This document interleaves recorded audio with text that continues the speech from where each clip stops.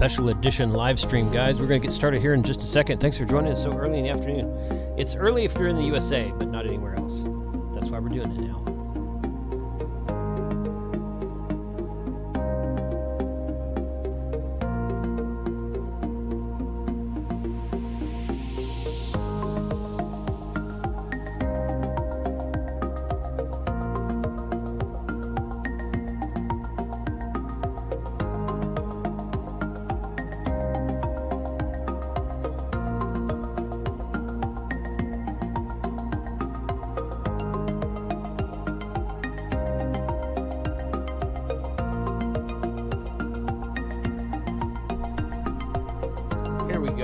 Here. Transition over there. Good afternoon. It is officially 2 o'clock in Texas. Ham Radio 2.0 happy hour live stream at a weird time. You know what? I came up with this idea and I hit up Callum and Chris and one or two other guys and I'm like, hey, what do y'all think about this? And they thought it was a good idea. And I'm like, that means I get to start drinking beer at 2 p.m. The 5 o'clock somewhere jokes have already started in the chat. I've already seen all those. So if it wasn't a copyright strike, I would be playing Alan Jackson right now, but that's all right. It's all right. So this should be a fun show. I appreciate you guys being out there today. Special shout out to the YouTube channel members whose names appear in green text in the chat. I saw Scott in there, Ham Radio for Non-Techies. Of course, Andy's in there. Skeeter, K7TRD is in there. Let's see, who else? Phil, see you in there, W0RHP. Appreciate you guys being out there and joining us today. So we're just gonna, I don't really have any announcements specifically. I hope you guys took advantage of Black Friday. They had a lot of really, really, really good specials in a lot of really good places last week. And somebody's talking on the local repeater. And I've already got all of the emails and comments and Discord messages saying, Jason, thank you for spending my money last week. So like I was twisting people's arm or something. I hear through the grapevine that Callum might have sold a couple of antennas. We'll have to check on that. I don't know. Maybe not. But we'll go from there. All right, let's go ahead and bring everybody on. I'm going to turn this down. Hold on. All right. And is that everybody? Yeah, that's everybody there. All right. Whoop, hold on. Unmute. There it is. Good afternoon. How's everybody doing? Hello there. Good, thanks. Hello. It's unusual not to hear. It's unusual not to hear Tank Radio when you first do that. So Frank said he might join us later, but he hadn't made it in yet. So I appreciate you guys taking the time out today and joining me. So this should be a really fun stream. I just want to go around the room, and we'll start at the top and just work our way down. A couple of you guys have been on my channel before. I know Chris has been there, Callum, of course, Pat's been there, Colin's been here at least once, and I think 2 or 3 of you are new. So thank you for joining today. And I've got the Zoom window open. If anyone else who received an invite wants to join, you don't have to be here on time. You can join late and come and leave early if you need to. So not a big deal. So let's start with Walt. What's up, man? So Walt's got a very strange Polish-sounding accent. I was noticing before the stream started. Dzień dobry, dzień dobry. Greetings from Poland. Yeah. I'm the Sounds one, more... I think I'm the only. Well, no, there's another Yank in here with me, but okay. Yeah. Hey guys. I work in Poland. It's kind of interesting. An American ham. I'm over here for 6-week periods at a time, and then I'm back home for 6-8 weeks and go back and forth. So under this CEPT agreement, I operate and have fun while I'm over here, and currently working on getting a full Polish call. But cool thing is when I'm here at home, I have a HOA situation. So it's what the premise of my channel, Coastal Waves and Wires. I operate more portable out. I live right by the ocean, so I go out there and operate portable and have fun. But when I'm here in Poland, I got this big backyard.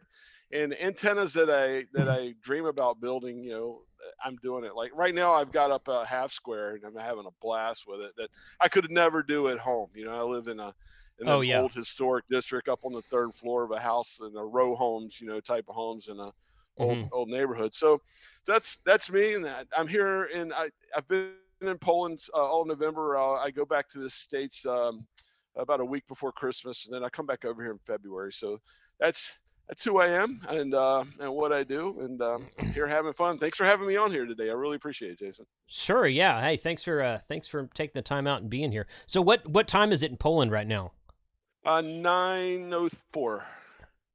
9:04 p.m. in the evening, right? It's third beer time. Is what time And it's first beer time for us, Walt. Oh yeah. Fifth beer time. Yeah, that's right. Well, Callan's been too busy drinking milk, probably. So, but good. All right. I faked Callum out last week. He was live, and he thought I said Zulu Papa, but it was Sugar Papa. When I It was you, was it? It was me. Oh yeah, those.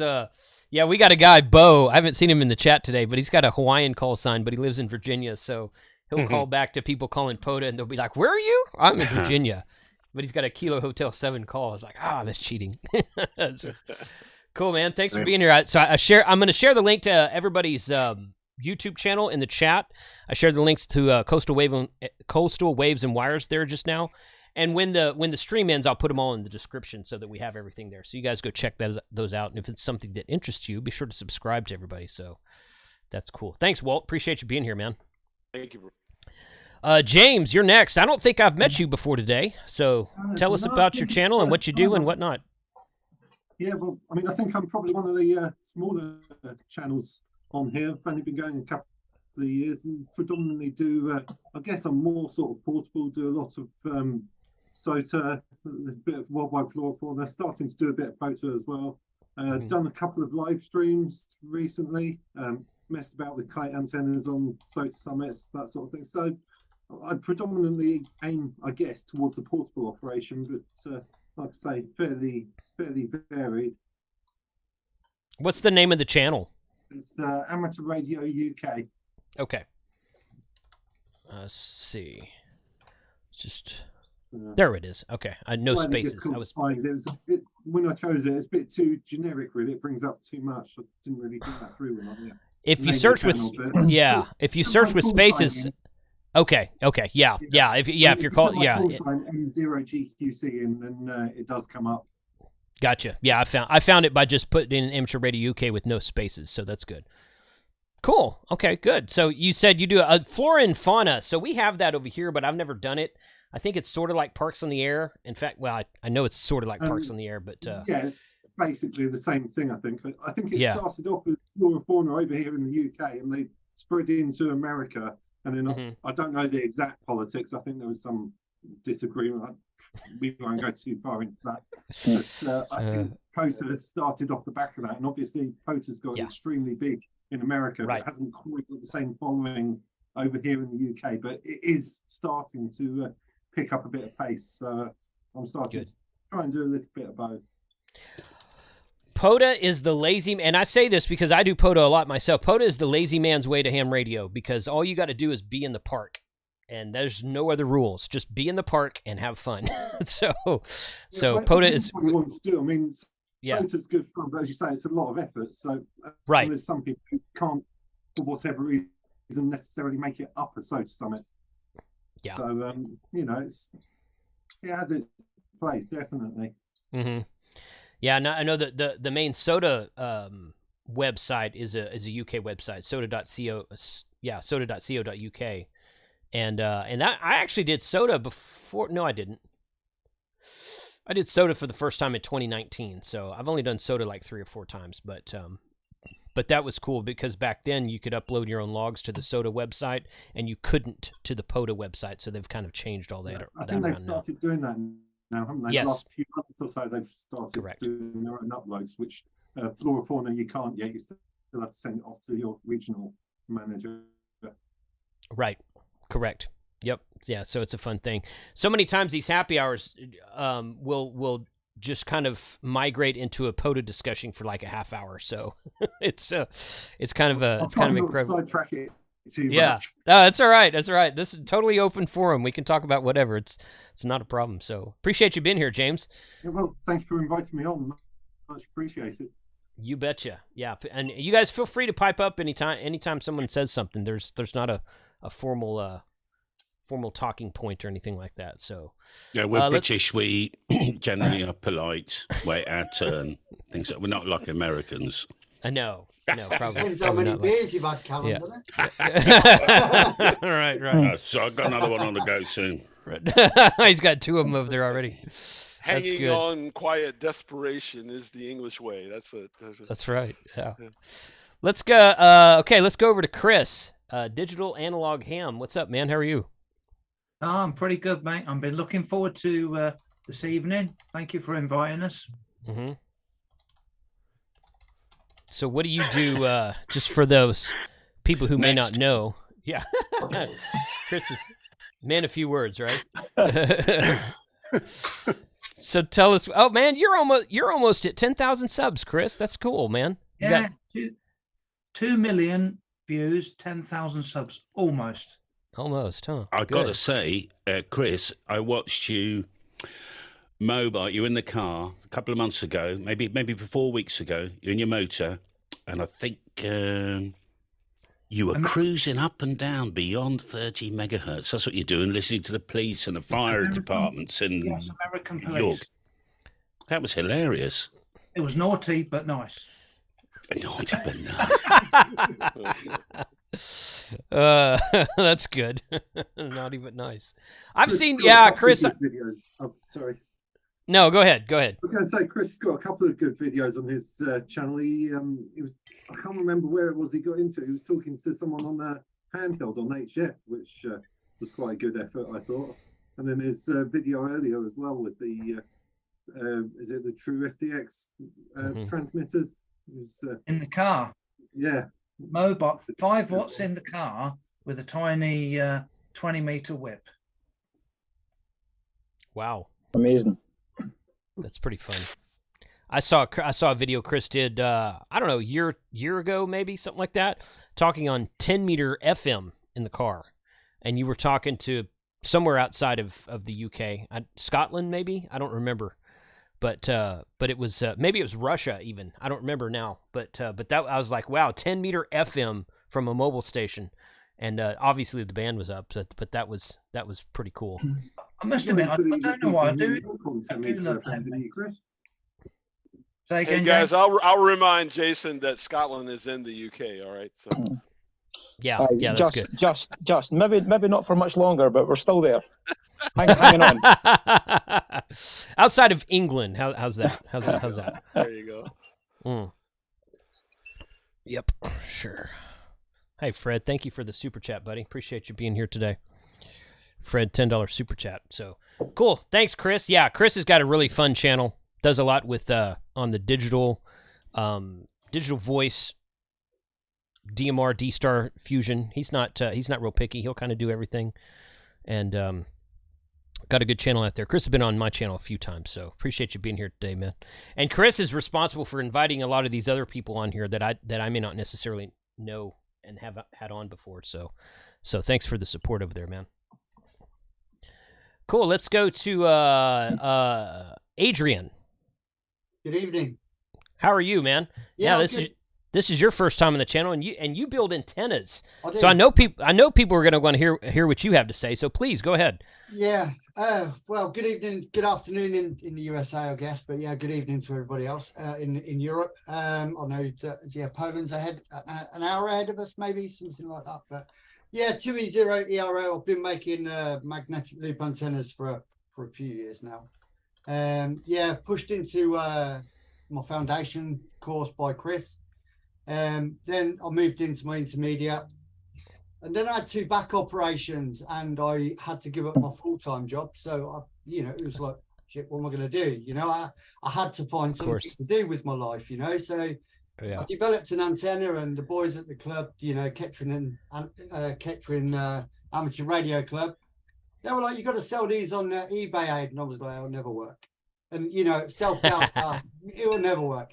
So I put one on eBay, sold it, put 2 on eBay, sold them, then 5, sold them. And then eBay come to me with the global shipping program, and it went from, 5 a month to 10 a week. And it was like just crazy. So yeah, that's kind of the background to my story, really. I haven't got a YouTube channel as such. I've got like a small, Ham Chap UK, but I don't really do much with it, but I should do a bit more with it, I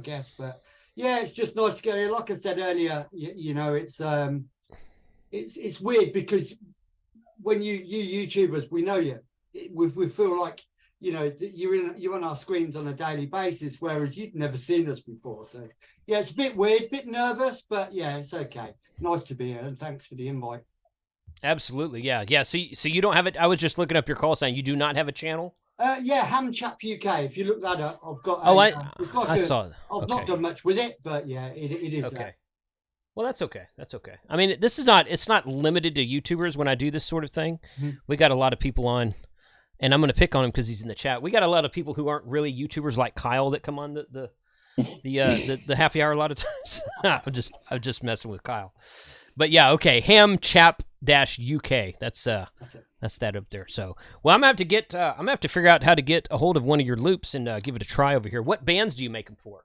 They do 80 up to 10 meters is the main one. That's an 8-bander. Yeah, so that's probably the most popular. I send them all over the world globally. Good, good, excellent. What's your website? 2E0 magloops.co.uk. I beg your pardon. So yeah, that's just sort of in the process of being built now, but. Okay, it's not up yet. Well, it is online, but it's a bit out of date. We need to update it. Okay. magloops.co.uk. Okay. Oh, might help if I could spell correctly. Cool, man. Well, I appreciate you being here. That's fun to look at and to see. Oh yeah, there we go, right there. Wow, you've got one that I actually do all of those bands. That's pretty cool. Yeah. So I have developed an 80-meter one as well, but yeah. The problem is, Jace, you know, it's a bit more time consuming and a bit more labor intensive. So I just can't do these. I don't want to expand. I don't want to outgrow myself. So yeah. I'm just, you know, keeping it to a realistic level. Yeah. Don't blame you. Good. Well, good. Cool, man. Thanks for being here. Appreciate your time today. Yes, thank you. Colin, let's go to you. You've been on the channel before, man. How are you been over there? I've been good, thanks, Jason. Thanks for having us on again. That's been a little while. Last time that was in the middle of the night, remember? So I think that was 2 a.m. my time, and that's right. It's a bit like deja vu. I'm stuck in the garage again, while all you guys are stuck in your ham shacks, nice and toasty, and I'm here with my fleece on and the diesel heater in the corner here, trying to keep me from freezing here, But yeah, no, thanks again.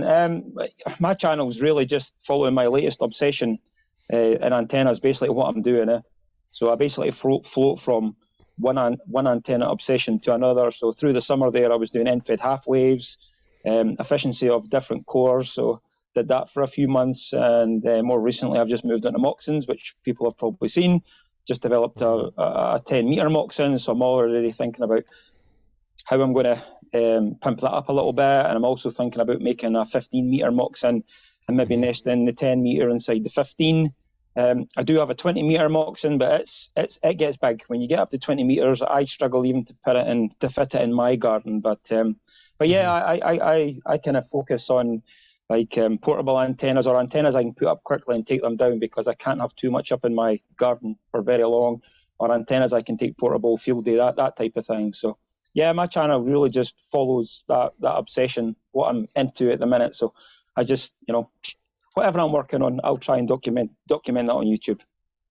Good. Yeah, I watched your latest Moxon video, and I thought you did really well on that. So that was really fun. I think, yeah, I was pretty lucky. It turned out a lot better than I expected, but I suppose that's just experience of you know, making other stuff and making what I have to hand. But yeah, it's a pretty cheap antenna. I reckon $40, $50, $60, and you could build that 10-meter Moxon if you've got the tools. You know, a couple of bits of aluminium tube and a couple of pipe clamps, you know, tent poles. You can buy tent poles anywhere, and a couple of bits of wire. You know, you get that thing up for 10 meters, up 5 or 6 meters in the air, and you will work some serious DX on 10 meters, especially the way things are at the minute. You know, right through the middle of the winter, you will work. You know, it's like a pipeline to you guys in the States, eh? So yeah, the time's to be on 10 meters for sure. Yeah, absolutely. That's good. Cool, man. Hey, I appreciate your time today, and it's good to get you back on the channel again. Thanks, Jason. Yep, you bet. Kind of adjusting here for a little bit of... Yeah, there we go. Okay, cool. All right, let's go. Pat, I don't know if you count or not. So, what part of Europe are you in, Pat? I'm in Maryland, which may as well be Europe compared to the rest of America. He's in New England. Almost. Not even there. Not even quite there yet. Yeah. Oh gosh. All right. I Well, mean- tell us about yourself, Pat. How are you doing? I'm only European by extension, so. Right. Well, I think all of us are technically, but yeah. Well, okay, I go actually ahead. have citizenship in Ireland. Ah, That's what I was okay. trying to say. There Yeah. you go. All right. Yeah. So, no, probably like the only American here, other than you, Jason. And yeah, I just do a lot of POTA videos. That's about mostly what I do is POTA. I do a lot of stuff on TikTok mostly. So I've been seeing those. yeah, I get, I really love doing the TikTok stuff because I get a lot of young people watching that, and I get a lot of young people engaged with the hobby. So, yeah, I think that's pretty cool. So, that's mostly what I do on my channel. I just do like POTA stuff, and then my TikTok, I do a lot of lives while I do POTA, and then, like I said, it gets a lot of people interested because they'll go on there like, "What is this? What are you doing?" It's just like random people. So like, what are you doing? Oh man, the TikTok algorithm is weird because I have put a bunch of, I put some field day videos up there, and then I put some POTA videos up there, and for whatever reason, and he was in the chat earlier. I don't know if Scott, I don't know if you're still out there, but Ham Radio for Non-Techies. We were out at a park. I think it was January 1st of this year. And I just recorded like a 55-second video of him calling CQ POTA. And of course, he looks like somebody from the Deliverance movie. He's got the long beard on, he's got the camo jacket on and the sunglasses, and is like, okay, you see this guy in an alleyway, you turn around and walk the other way. And that video on TikTok just exploded. Like in the first 2 days, it had like 150,000 views. And I'm like, why this out of everything? But the comments on that video were freaking hilarious. They were like, what do you guys do? Are you guys talking to aliens? Are you talking to Mars? What are you doing? What are you doing? Yeah. Oh, are you preparing for the apocalypse? Are you going to overthrow the government? I'm like, oh my God. What the hell, man? I tell you, come watch one of my lives one day and see the things people say. It's hilarious. I know it. Yeah. People are like, yeah. "Are you trying to land a 747 right now? What are you doing?" yeah. Not so, exactly. TikTok, man, you gotta love the comments on TikTok. And a couple of them come in there and said, "These are the guys you want to be with if the world collapses because they know how to communicate." And I'm like, "Yes, that guy. Go follow that guy." It was fun though. That was a really fun event for sure. I think the one I get asked most often on the SOTA summits is, "Am I going fishing?" So I usually have the telescopic pole. Oh, yeah. I get that. I get that all the time on the beach. Water anywhere, so I say, "No, the fish aren't biting today." Fish aren't biting down. I get that all the time because I'm portable on at the ocean on the beach all the time, and all the time it's like, what are you fishing for? I even had a fisheries game warden come up to me and ask me for my fishing license once. So amazing. Really? Yeah. Oh my Yeah, goodness. yeah. That's pretty funny. We have a house that we own but we rent. It's an investment property down on the beach in Galveston. And every time I go down there, I see people driving down the road, just the little back roads that are in there. And the guys have fishing pole. A lot of them have fishing pole racks in the back of their truck, and they're sticking up. And every time I'm like, "Ooh, is that an antenna? Oh no, it's a fishing pole." All the time. I was just because I automatically see antennas. And I just tell them it's the new shark catcher. It's my 10-meter long DX Commander shark pole. Shark pole. Don't give me ideas, Walt. That's right, yeah. But you know what? TikTok's a really interesting beast when it comes to ham radio because what I find more so than YouTube is I get a really large like international following kind of, or like just in content in general. Like I see a ton of guys in like South America and Europe too, like and even in Asia on TikTok on ham radio. And I just don't see that much in YouTube with like the suggested. And what's the average age on TikTok? Because when I look at my stats on YouTube, it's like 65, 55 to 65. Oh, yeah. So what's it like on TikTok? Well, for me at least, I've noticed most of mine are between 20 and 40. It seems like that's the place to be. Yeah, with even some like between 16 and 18. So like it's mostly between like it's mostly under 60. Put it that way. I don't That's the I don't know that problem I've with ever TikTok though. The TikTok, if you're a 60-year-old male on TikTok, you don't even want to see it what they're going to suggest for you. Oh my God, that's true. Down with the kids. Oh my God! I mean, You get a set up Cialis ad every 2 minutes. Oh God! TikTok's- I really let go of TikTok because of that. I was like, got sick. I'd be riding in the car and I'd click on my TikTok, and my wife be next to me, like she's like, "What is that?" I'm like, "Oh, no." Yeah. TikTok's algorithm is fantastic though, because every time I go on there, I get ham radio, solar power, and Second Amendment stuff, and that's that's what I'm clicking like to everywhere, and I'm like, okay, yeah, that makes sense, guys. So I don't know. I think their algorithm it works really well. So cool, Pat. Thanks for being here, buddy. Yeah, thanks for having me. Yeah, you bet. Callum, the DX Commander. What's going on, pal? What's not going on? We've been to Cornwall this week. Where's that? Cornwall is southwest England. You can't get any further. Okay. All right. And well, you can, but you fall into the sea. Don't you fall into the sea, Mike. Yeah. And the climate is complete. It was like bloody Caribbean all week. Really? We drive 250 miles up the road, and it's middle of England, and it's got the heating on and stuff like that. We were talking about POTA a minute ago, and I keep thinking I've got to get into POTA. So I got on the POTA website, and you can do a search, can't you, for local places? Yes. Yep. And I think the problem with the UK is that a lot of these parks, they shut the gates at 6 o'clock at night and open them again at, I don't know, 8 in the morning or something. You're physically excluded for the evening times, and I happen to like 40 meters when it's getting dark, Sure. So I can't do the evening stuff. I think they think, well, I know why they close the parks when you're around. I haven't got experience of this. If you're at the gate that's closed in your car, would that still be inside the park boundaries? Maybe, I don't know. Because you could do HF Mobile that way. There's too many lights flashing on cars. Yeah. Close to those parks. I don't know the codes for these people that sit in cars at night, semi-dressed. There's a particular. Oh boy. We need to go out together, don't we? Some people want to know what the QR code is. Q codes are. Well, there's obviously some sort of Morse code going on, but I don't know. With the lights going on and hazard lights. Can you say the word dogging on TV? You can, Mike. Because it's Jason's channel. It's my channel anyway. Yeah. Oh, in that case, then he's talking about dogging, isn't he? Yeah. Anyway. So that's I have, and some of the parks around here are right in the middle of a blooming housing estate and stuff. And I'm thinking, the noise would be awful. It's easy access, though, isn't it?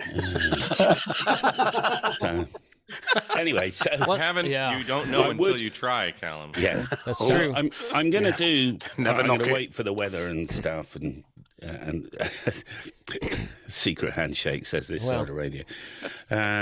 I have it on pretty good authority that your DX Commander Expedition works very well on POTA. Apparently, yes. Yeah. I mean, don't get me wrong. I've been told that. Fine. I don't know. Mike went out with his mag mount. I've gone out. I went out with 1.5 meter. I don't know what's that, 4.5, 5 foot whip. I remember I drove down to the beach a couple of years ago. Sun had just gone down and no more. Called CQ at 100 watts in the car. And the first call was the other side of the world. Yeah. At ZL. So so if you've got a bit of propagation and you're down by the sea, for instance, you can make up that kind of losses you got sometimes with the salt water, can't you? I don't even think you need to be beside the sea, Callum. Like, for 2 years ago, I ran with a 40-metre hamstick driving to work, and I was driving to work through the Grey Line. And every morning I was hearing VKs and ZLs. And I think maybe 3 or 4 times through that year, I worked a VK and a ZL over the moon. But I think it's just critical if you can just get into that zone, into that Grey Line. But there's no doubt saltwater helps you no end. Yeah. I know a guy that started an entire YouTube channel that about that saltwater effect. So. Yeah. We David, who's that? Something coastal, something I think, but okay. No, something about coastal and waves. Yeah, we've surfing waves. Is that it? We've had the DX Commander. I think that Mike, was it the Classic or the Expedition that we've had down there on the beach? And that was the Expedition. Okay, so we've had the Expedition down there on the beach in Galveston on the Gulf of Mexico, and yes, other side of the world like Spain, the Azores. Europe, who else was that? Cuba. Cuba's easy from Texas, though. I mean, I can get Cuba on a mobile ham stick. Right. But yeah, I mean, we talked to a couple of Echo Alpha stations. Yeah, and it is awesome using it and you don't even have to be in the water, just like kind of right next to it. It's a fun time. Yeah. The antenna might have gotten a little wet a couple times. It might have gotten the tide kept. So Mike set his antenna up, and he's like a good 10 or 15 feet from the water coming in, and then the tide comes up and it starts washing everything inshore. Well, hey, let's move it. I looked at a tide app, and it said the tide was going out. Right, yeah, but that wasn't right. So we're talking about the detergent, Mike. We're talking about the detergent. Oh, yeah. Fortunately, there was a bunch of us there, so everyone just kind of grabbed, a couple of guys grabbed all the radials and, just moved it. But, yeah, we had to move it like three or four times. Three or four times, well, the tide was going out, but on the other side. Yeah, that's right. Yeah, it's on the wrong side. I can adjust the true SDX floats. I've been down that road, and it works afterwards too. Mine, good information. Mine took a rogue wave, and then I kind of dropped it in rice, and it still works. I think the thing is though that these people. I mean, there's a lot. You got to remember, a lot of the people watching this haven't done portable maybe for many years, or they haven't got into the POTA thing, and they think, "Oh, maybe I should, maybe I shouldn't." But unless you go and try this stuff out, you won't realise how fun it is. I mean, Mike, Tom, me, and a couple of other guys, we went up to the hills in the summer. And when was it, Mike? August sometime? Yeah, it was. Yeah, August. Yeah. Yeah. The generator had packed up, so we just went with batteries. We were going to go QRO, but we just went with batteries and had absolute ball. And if you go with some friends and have your own kind of field day thing, make it out of, somebody does a bit of cooking, someone's in charge of this, just split it up. You don't have to be a club to do that. Just get some like-minded people together. That's why we bring Frank along, is to cook for us. Otherwise, we wouldn't invite him. Yeah. Fade away to nothing. I mean, let's be honest here. I've just had Callum, I have a serious question for you. Something if I lived where you're at, I've always wanted to do. Have you ever thought about going across to St. Michael's Mount and doing portable over there, or can you do that? Or is there a restriction? I don't know. Well, being so close. I think the first thing we need to know is where the hell is St. Michael's Mount? Well, the really? I'm an American here. Give me a break. But the where you walk across when the tide's out, it's not far from Cornwall. Okay. So, yeah. Now, is that Cornwall way? It is, yeah, South Cornwall. It is. South Cornwall. South Cornwall. Yeah, but then I'd need like a G90 and. Well, I got one of those. Yeah, and then a little battery. And I'm into at least 100 watts. So that's my QRP. You're speaking my language right now. That's my QRP. You see, I think 100 watts is QRP. That's right. I think the best thing we could do, Callum, is actually put one of your DX commanders on a dinghy. And put the radios over the side so they're in the water. Awesome. Just push it out there push it out there and let it go. Push it out. Has anybody here done maritime mobile? No. Would that class as maritime mobile if we pushed it in a dinghy? Yeah, it would do. Yeah. You know what? You're transmitting from the water, so yes. Yeah. Yes, it would. I brought my HT on my dad's boat in his lake. Does that count? No. It's freshwater. No, you got to be on salt water. I've operated from a battleship. I guess that's maritime mobile from a battleship. Yeah. That trumps everybody, doesn't it? I just think I always fancied doing that. Being in the middle of the ocean. And doing 1,500 watts. I mean, I think everybody would hear you, wouldn't they? Absolutely. You'd probably hear your own echo on the long path coming around. Okay, here's a question. Has anybody ever heard their own echo? Yes. Anyone heard their own echo? Really? Yep. Colin has. I have not. No, I've heard recordings of people say like, I think the guy who taught the general class that I took years ago when I got my first general license was played a recording of what that sounded like, and I'm like, wow, that is freaky. But I've never actually heard that myself. No. Okay. But Colin, are you talking about YouTube delay? I had it. Yeah, I had it. Like YouTube delay. Maybe I was back at the peak of the last sunspot, so it was probably 2011, 2012, and I still had the hex beam and I had the Acom 1000, and those upper bands. It was just it was amazing, absolutely amazing. I had it a couple of times, but to hear it and just it's awesome. Was this on like 10 meters or something? Or? Yeah, 10 meters. I mean, I was always up there. My favorite band was 10 and 17 because it was easy to work stuff on 17 because a lot of people don't have super stations on 17. So you're kind of even Stevens with these guys, eh? Yeah, that's nice. There was Jason, to no, you're fine. Here, but there was a fantastic. I must actually find the recording. It's on YouTube, and it might have been, Mike will correct me, or one of the Brits will correct me. I think it was one of the radio. They used to do like a half-hour or 1 hour show. The X Factor. And he was using. Was it Goon Hilly? It was a dish. Yeah, Goon Hilly. Yeah. I mean, the dish. Yeah. I mean, you're looking at a 60-foot dish, right? 20 meters, pointed at the moon, and they had permission, and they connected this, 400-watt thing up. And he said, "Okay, then." And he'd never done this before. He was guided, because he's the guy on the telly. He goes CQ, Golf 4 Alpha Bravo Charlie, listening over. Click, drops the key, and you hear listening over. And he was like, you could see his face when he realised, because he was doing moon bounce. Right, he realised that was the speed of light. Had gone to the moon, bounced back, and he was getting S9 contacts with people all around the world on 2 meters. Mind you, with a 60-foot dish, you would have thought he would, wouldn't you? But that was a real reminder about how fast the speed of light is slow, Really lovely.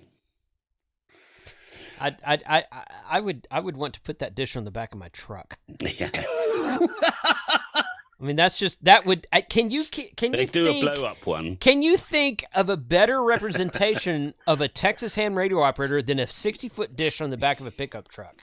4-wheel drive. If that's possible anywhere, it's only going to be in Texas. Yeah. That's what I'm thinking. I just want to know what kind of mileage you get when you're pulling a 60-foot dish. I would only take it out to the hunting lease and climb up the hill and take some video of it. Then I'd take it off, but it would be worth doing that for that. Well, at that point, though, you could actually just point your truck in the direction of the wind and use the dish as a sail. As a sail, yeah.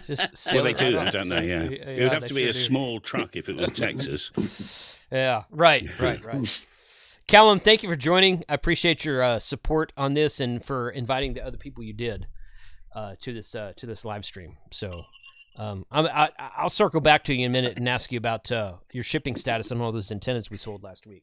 Yeah. So let's go on to Mike. What's up, buddy? How are you? I'm sorry, it ain't Mike. That's ain't Stavro Blofeld. Yeah.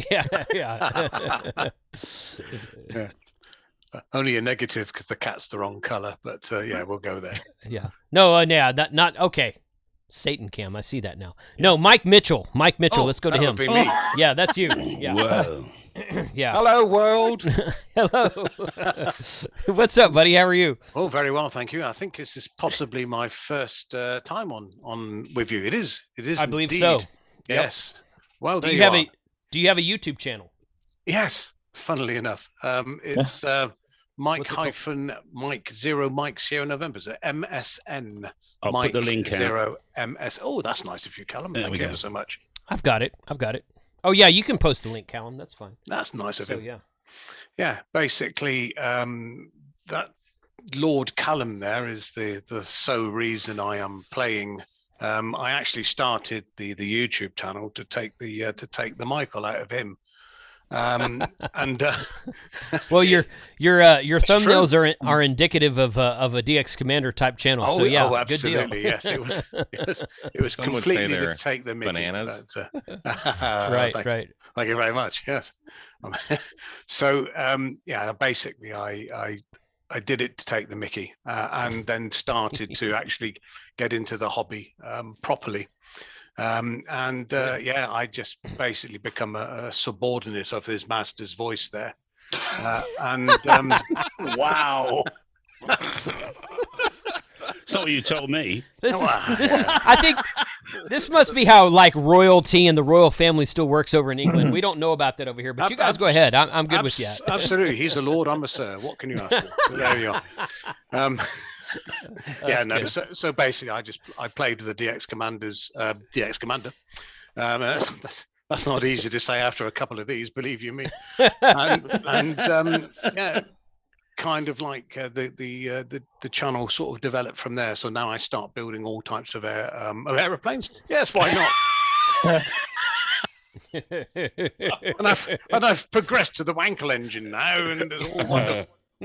But no, I just build all sorts of aerials and try to find out why they work, how they work, and that's what the channel's about, really. Actually, Adrian, I actually bought a second-hand one of his magnetic loops, and I will be honest with you, I reversed engineered it and made a copper version, which is on the channel, and that's got a tremendous amount of views, and it's one of the areas of antenna building which I'm absolutely in love with, is the magnetic loop. What an amazing piece of kit for what it is. It's fabulous. And that's what I do, basically. Just play and keep on playing, and play a bit more, and then take the Mickey out of the Lord and Master down there in the purple. You see, Mike was originally a customer, and then he made a couple of kind of spoof videos about DX Commander and whatever, and I got in touch with him. I said, actually, if you took this a bit seriously, twat, right? you'd do really well at this. So and then because it just so happens that Mikey's only about an hour away, maybe a bit more. He pops up every couple of weeks or so. Like a bad penny. Like a bad penny. Yeah. Like a bad penny. Well, thanks, Mike. I appreciate you being here. Good to learn about your channel. And you're doing a good job. It looks like you've got a good. The channel looks really good. Thank you, sir. So very nice of you to say. Yeah. Appreciate that. I'll go subscribe myself right now. I shared it in the chat as well, so you guys go check that out. My friend Noel is in the chat. He's like, "What's with all the folks here from Far East Texas?" Commenting on everyone's accents. So is he? That's just no. He's kind of Noel's a unique character. I'm just going to leave it there. So. And I forgot to bring my pipe. Hey. Bloody hell! That's right. Hey, I've got to bail, boys. I've got to go POTA. So you pop it in. You have to go POTA. I have to. Let me go. Let me guess, Mike, with a DX Commander expedition. It's kind of my thing. Actually, I think we're using my buddy's new Tar Heel he just got. So. I know. Listen, there is always a DX. The DX Commander expedition lives in my trunk, so I am never without a DX Commander. I'm in the same boat, before man. you go, yes. Have I sent you the new plates? We spoke about it, but I have not emailed Lockie yet because I'm a horrible person. Okay, do that because it'll just give you so much. Je ne sais quoi, as they say in Paris. Yeah. Je ne sais quoi, yeah.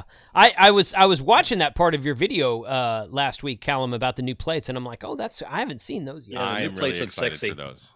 Yeah. I love those. All right, boys. All right. Thanks, Mike. See ya, and see you, Mike. Dayton says bye. He left already. Yeah. Adios. All right. Later, man. That's the trunk of my car. As you can see, the DX Commander's always in there. Oh, there it is. Way. Yep. Okay.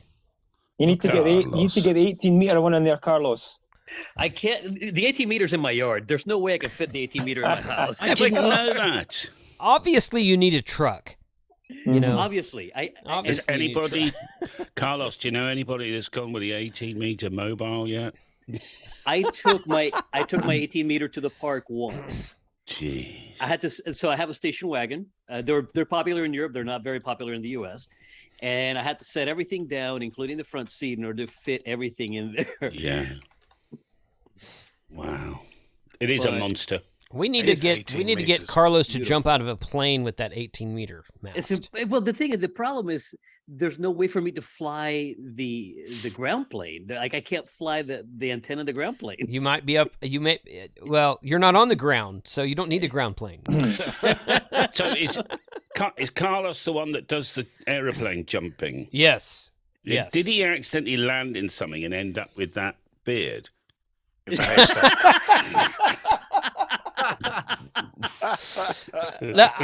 don't know, but that's what we're going to accuse him of from now on. You know, I'm writing that down. I don't know. That's getting recorded right here, buddy. Oh, yeah. That's a TikTok video right there. Just that's a TikTok video. Yeah, you know it. No one say TikTok. Oh my God. I mean, I just couldn't compete with that. Right. All right. Well, we'll get to you guys here in a second. Let's go to Paul, OM0ET. See if your microphone's working, man. Testing. No, can't hear you. Nope, not there yet. We'll come back to you. Test your microphone. Go to settings. Yeah, he put something in the chat. He's like, I've never been on Zoom before, so I don't know. Yeah, so at the bottom left corner of your screen, there's a microphone symbol, and if you click the up arrow next to it, it'll let you choose which microphone on your computer to use. Yeah. So you probably have that choice wrong, which is common. Or you can click audio settings and then go through a little test procedure offline sort of thing. Yeah, we could do that. Or you could do hand signals. Or you do hand signals. Are you having a good day? Hold up things. Hold up hexadecimals or something. Yes. Yeah. Oh, got it. Morse code with lights. Yeah, Morse. Switch your camera on. Semaphore. Oh, try now. Is that him? That's not him, I don't think. No. It says connecting to audio. Check mark. Now try it, Paul. Hello. Ah, that was me. Oh, you got me. Each of your squares highlights in a yellow box when you talk. So he hasn't talked yet. No, you got me. I'm not quite sure what this microphone is. All right, Paul. Troubleshoot that. We'll come back to you. Let's go to Jonathan down at the bottom. M0JSX. Oh yeah. Hello. Jonathan's famous. Jonathan's famous, Jason. You don't know this. Yeah, he's world famous for putting I probably very don't. big beds into small tents. That was another story. Right? I don't know if I want to do that or not. So. Oh, Mike, you had to, didn't you? Oh yes. Yeah, that goes back to the conversation you were having before I joined about dogging on top of the hill. It was the best weekend we've had. That's funny. I don't think I've laughed as much since, to be honest. No, so I spent 5 years of my life working for an amateur radio dealer in the UK.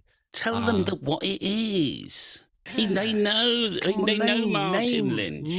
Martin Lynch. Oh yeah. Yeah, so I spent 5.5 years working for Martin Lynch and Sons, and in fact, a year today I left. Is it a year today? It's been a year already. Yeah, well, it's been a year today since I started my new job. So yeah. Wow. And I've been doing YouTube stuff since, not as frequently not as often as I'd like, but I've got a couple of things in the pipeline. Good. Wow. What kind of stuff do you focus on? Anything that's interesting to me that I'm doing at the time. That's what I'm doing too. Yeah. So next video is going to be a G106 little review, which I know you did not long ago, Jason. So that's what's coming up shortly. Also got a video in the works about digital hotspots, which has been done to death, but people seem to want me to do one. So I've got that going as well. Those are popular videos. I tell you what, some of the videos I do on my channel are just like, you know what, I don't really care about this subject, but everybody wants to watch it, so I do it. You know, Yeah. it's all about audience. It's about audience interaction and retention, and that's good. It's a good thing. It's a good thing. So, yeah, you got a good looking channel there, man. I enjoy that. It looks really good. Thank you. There's a to that subscribe myself. button somewhere, Jason. Just Yeah, I've got it. I hit you up there. I'm just making sure I'm subscribed. Thank God I am. So the guys at Martin Lynch, and I don't remember their names. There were two of them. They were you met Tony and Richard. Tony and Richard. Okay, they were at Dayton Hamvention last year. Yes. Yeah. Okay.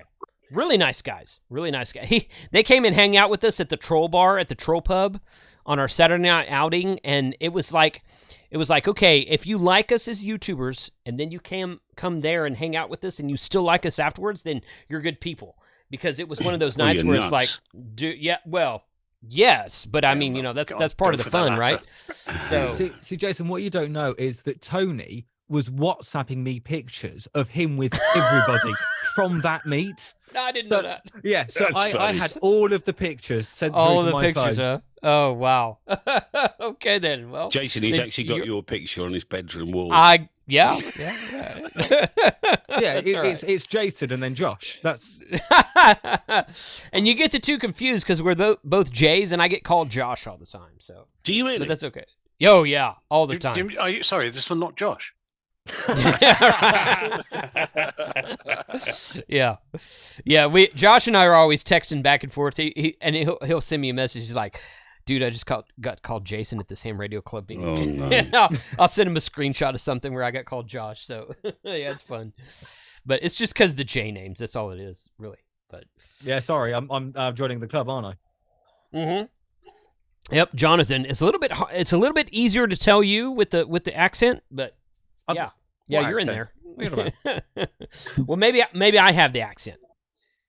So here's it is called English, and it's from England. And That's true. I think the Americans have the accent. We speak Texan down here. I don't know what y'all are about, but so here's a true story. The first time that Callum ever came on to my channel, we were doing a pre-recorded thing. It was not a live stream. Callum, I don't know if you remember this or not. I don't remember a lot of things. But I was calling. It was the first time I'd ever met him on Zoom. And there was like 6 or 8 of us on there. We were recording a video about all the different cool YouTube channels out there. And I called him Calum 2 or 3 times. I said, hey Calum, how are you? And Josh and 2 or 3 of the other, I think Mike and 2 or 3 of the other guys, they sent me a DM. They're like, dude, it's Callum. It's Callum. I'm like, I'm like, okay. So once Callum finished talking and whatnot, I was like, hey, Callum, I apparently I've been calling you by the wrong name. I said Calum instead of Callum. I was like, but I'm from Texas, and we don't pronounce anything correctly anyway. And Callum, he looked in the camera. He's like, I've noticed that. And I'm like, all right, this guy and I are gonna get along for years to come. The thing is, Johnson. Yeah, Johnson. Yeah. Now, the interesting thing about Jonathan, I've asked him this question, is that after working 4 years in a ham, was it 4 years, Jonathan? 5.5. 5.5 years at a ham radio shop. No, only worked 4 years. Yeah, you might have been there. The rest of the time describing. You were employed for 5.5. Yeah, employed for 5.5. The 1.5 years that I wasn't apparently doing anything, I was just talking to Mike. Nice. He's one of the few people that have done it 5 years at least in a ham radio shop and still likes the hobby. It's a rarity. It really is. That's good. That's good. I'll give you that. That's good. I mean, I'm amazed, to be honest. I spend every email I get is about ham radio. Every email I send is about ham radio. And yet, I can't wait to put up the long wire for 160. You know, something's gone wrong. I should hate it by now. Right. right. To be honest, Callum, I think you have the same mental attitude to it that I had when I was working there. And Right, it's all shit. That was one thought. The other thought was that I separated the work, the 9 to 5, from to what you enjoy, to what I enjoy in the hobby. So that's the thing. Yeah, it's fun. That's good. See, I really struggle with that. Like, of course you. Yeah. You know, how do you work at AD? Yeah, well, to separate it, it's really because I work at Moonraker as well. And when I come home, I've got to do what I do at home. And I find I've got no time for radio. I'm just constantly either at work answering the phone to RC customers, and we all know what that's about, or I'm at home building antennas. So I don't really get much time. So how do you guys separate it, especially Callum? You know, because you literally live for DX Commander, and I'm just wondering, how do you separate that to your hobby? You know. He employs the rest of his family to do the actual work. Actually, that is the truth. Are you sure I'm not clipping? 1, 2, 1, 2. No, you're fine. You sound fine over here. Okay. Obsession. I'm obsessed. Okay. And that really helps. And also, I do separate work from hobby in that every time I use my radio, I see it as a sales opportunity. No, no. What is it? I don't actually know. I don't know why I don't hate it. That's really bizarre. I absolutely love it. I think it's because I've got a field, and when I walk out to that field with my boots on, you know, because it's normally muddy or something else, I just can't quite believe I've got just over 60-foot square. And my family allow me to do anything I want. You know, I'm going to build something today. Okay. You know, as long as I've done all my email, sat with Wendy and done some numbers, you know, all the accounts and everything and all the paying suppliers and what's this for. And I've done all that. Normally takes a couple of hours. By 11, 12 o'clock, I'm normally free. That's the way I've set it up. So there we are. It's funny. I mean, I'm lucky. Is that Lockie is a diamond. He does all the dispatch, does all the kind of little manufacturing bits as well. He builds the SO239 assemblies. He taps out all the holes. He does almost everything now. He does what my job used to be. Yeah. And if it wasn't for him, I would actually go and employ someone to do this. But it's probably 2 jobs, because one to do that bit, and then someone else to just endlessly print off labels and stick them on boxes and then put all the right stuff in the box. And I used to make more mistakes than he does. So what you're saying is you're basically retired, Callum. Part-time retired. You wouldn't believe it. I haven't done a video for a couple of weeks, but, you know, I'm kind of, as Jason once said to me when I lost my old channel years ago, he said, don't, you know, you stop worrying about that now. You are an antenna manufacturer and you've got your coverage and you got your customers, and so I'm not beholden to YouTube anymore, if you know what I mean. I can just cruise along and make the stuff I want to make, and I really enjoy it. Cool. One question. The thing is, I enjoy. It's a bit like making a video for me. It's a bit like art. I actually enjoy the art, you know. So that evolution antenna I put up, holy cow, is the thumbnail. That was a lovely piece of video art, really, for me. I really enjoyed it. Yeah. So, and you'll only get 2 or 3 of them a year, you know. That's interesting that you say that, Callum, because my son's a musician and he writes music and records songs. And I sometimes look at a video after I do it. It's like, you know, this thing's going to be out there forever. I mean, I know it's kind of stretching it a little bit, but it's just like writing a song and putting it out in the universe. Yeah. And so, forever, did you say? Forever. Ever. Until you delete it. But even then, afterwards, somebody's downloaded it somewhere. Oh, that's right. Or it's on Odyssey. Yeah, it's on Odyssey. Yeah, that's right. Yeah. So I've been, whereas I used to bin no videos at all. I'd edit the hell out of it just to get something out the door. Now, if it's not right, I go, I'll re-record that sometime.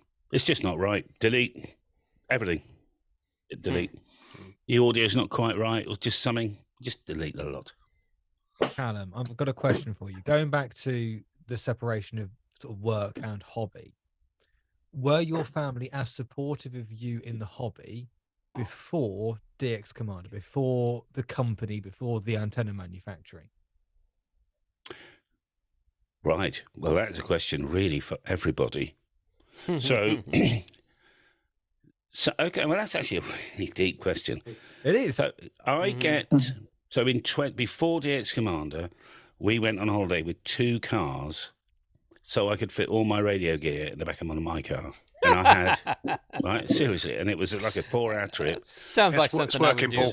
I mean, it was the ACOM 2000, TS990. Oh, wow. It was everything. Crates of, I had a whole toolkit with me, spare wire, soldering iron, toolkit, the lot. 2 weeks, I'm going to be just developing and having some fun. Actually, as it so happens, that's where DX Commander was developed. But I said, well, if I'm having to, I work really hard. I'm having a 2-week holiday too. I'm going to do 3 or 4 hours a day playing my thing. So as long as they get time when they think they need the time, or you agree it up front, then, I mean, I don't play golf. I don't go to the pub. You know, I don't do things that other gentlemen do. They, you know, they get their 10 hours a week or whatever it is doing their own thing. I suppose, I mean, it depends on the relationship you've got with your other half. You know, she gets her time that she goes out with coffee. Because you got to remember, in the main, females are more interested in people, and men in the main are more interested in things. So our things is science. That's why we're all here. You know, we're fascinated in the science of RF. So you just have to appreciate that they're very interesting people. So they're going to want to talk to you, you know, and you're going to need that feedback and listen to them, their problems and everything else. Once that's done, you're going to say, okay, well, now I'm interested in people, in things. I want to go and play with my stuff. Or it might be, set her up a couple of weeks in advance. I've got a contest coming up, 2 weeks Saturday. Okay, just to let you know, from 2 until 6, I'm going to be off the air. You know, I'm off the air from the house. I'm going to be on the air on my ham radio. I'm not sure if this is normal, but the dog's joined us. Oh, hello, dog. It's funny. You're funny that actually, Callum, because my wife says, "Why aren't you playing radio? Go away." So yeah. But you see, when I do a video about, you know, I went away and I went portable, and then I set this thing up in the garden and everything. My wife would kill me if I took the radio away. So what you got to do is you spend when you spend your time with your partner, you got to spend it quality time, and she's just got to appreciate that sometimes you've got your thing to do. You know, like she has her thing. I mean, Wendy likes going shopping. You know. Costs a bit, not as much as ham radio, in fairness. But good question, Jonathan. I think that's something that we all need to be aware of, and just managing relationships in the family is really important. Yes, I'm going to take my pullover off. Oh my goodness! Quick, turn the camera off. Turn the camera off, quick. Let's see if Paul got his microphone working. All right, I'm trying. Do you copy? There. Hey. Yeah, you're there. Hey. Is it working? I can hear him. Not the one that you have in your hands, but the one. I think you got the ambient microphone on your computer selected rather than the one in your hand. But we can hear you. I don't know. I have my mic. This is the Bluetooth mic, and I've connected this mic to my cell phone. And actually, I'm cell phone now. That is definitely your cell phone microphone. If you tap the top of that microphone, I bet you it doesn't do anything. I don't know. This is working. No, it's not. No, it's not. No, it's not. That's your cell phone. Yeah, we can hear you, but you're on a different microphone. But it's okay. I mean, does it? Okay, so it's okay. Go ahead. Yeah, go ahead. Thank you very much for inviting me. Yeah, pleasure. And what do you got to drink there, man? What was that? I didn't see it.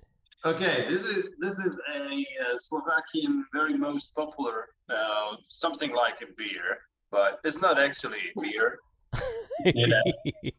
Slovakian beer. Yeah, and some kind of like a wine cooler. It looks like grapefruit and something. It's normally suitable for under 8s. Yeah. Okay. Yeah. And I would like to greeting to all those people. I see that 180 people are watching this live stream. Is that all? Oh, I'm off then. I can't be bothered. Yeah, So that's a big number for me, but that's a small number for Callum. For some reason, draws a huge live stream crowd. You know, I mean, maybe it's because I'm really good at it. Yeah, maybe it is. Maybe it is. Jason, I'm just pulling your leg. I'm so sorry. He's not at all. Callum really is sorry. He's not an asshole at all. He's really a good guy. So No, he's an don't let that. I am an asshole. I promise you, Jason. It's my. I know Justin. you. I know. It's my channel. So go ahead, Paul. Yeah, I pulled your channel up here. What's Oh, you got a channel trailer. Paul's the first one that I've seen with an actual channel trailer. Look at that. You see when you pull the channel up and there's a video that plays up at the top? That's called a channel trailer. Everybody needs to do that. You invented my channel then, have you? Well, I haven't pulled yours up today because you're not in Europe, Scott. Come on, man. So get a grip, Scott. My God, Scott, you know, learn to geography, dude. So, learn to geography. Yeah. So, what's American English he's speaking there, guys? I'm sorry, I'll translate for you if you need me to. Is that American English or Texan English? No, that's not Texan.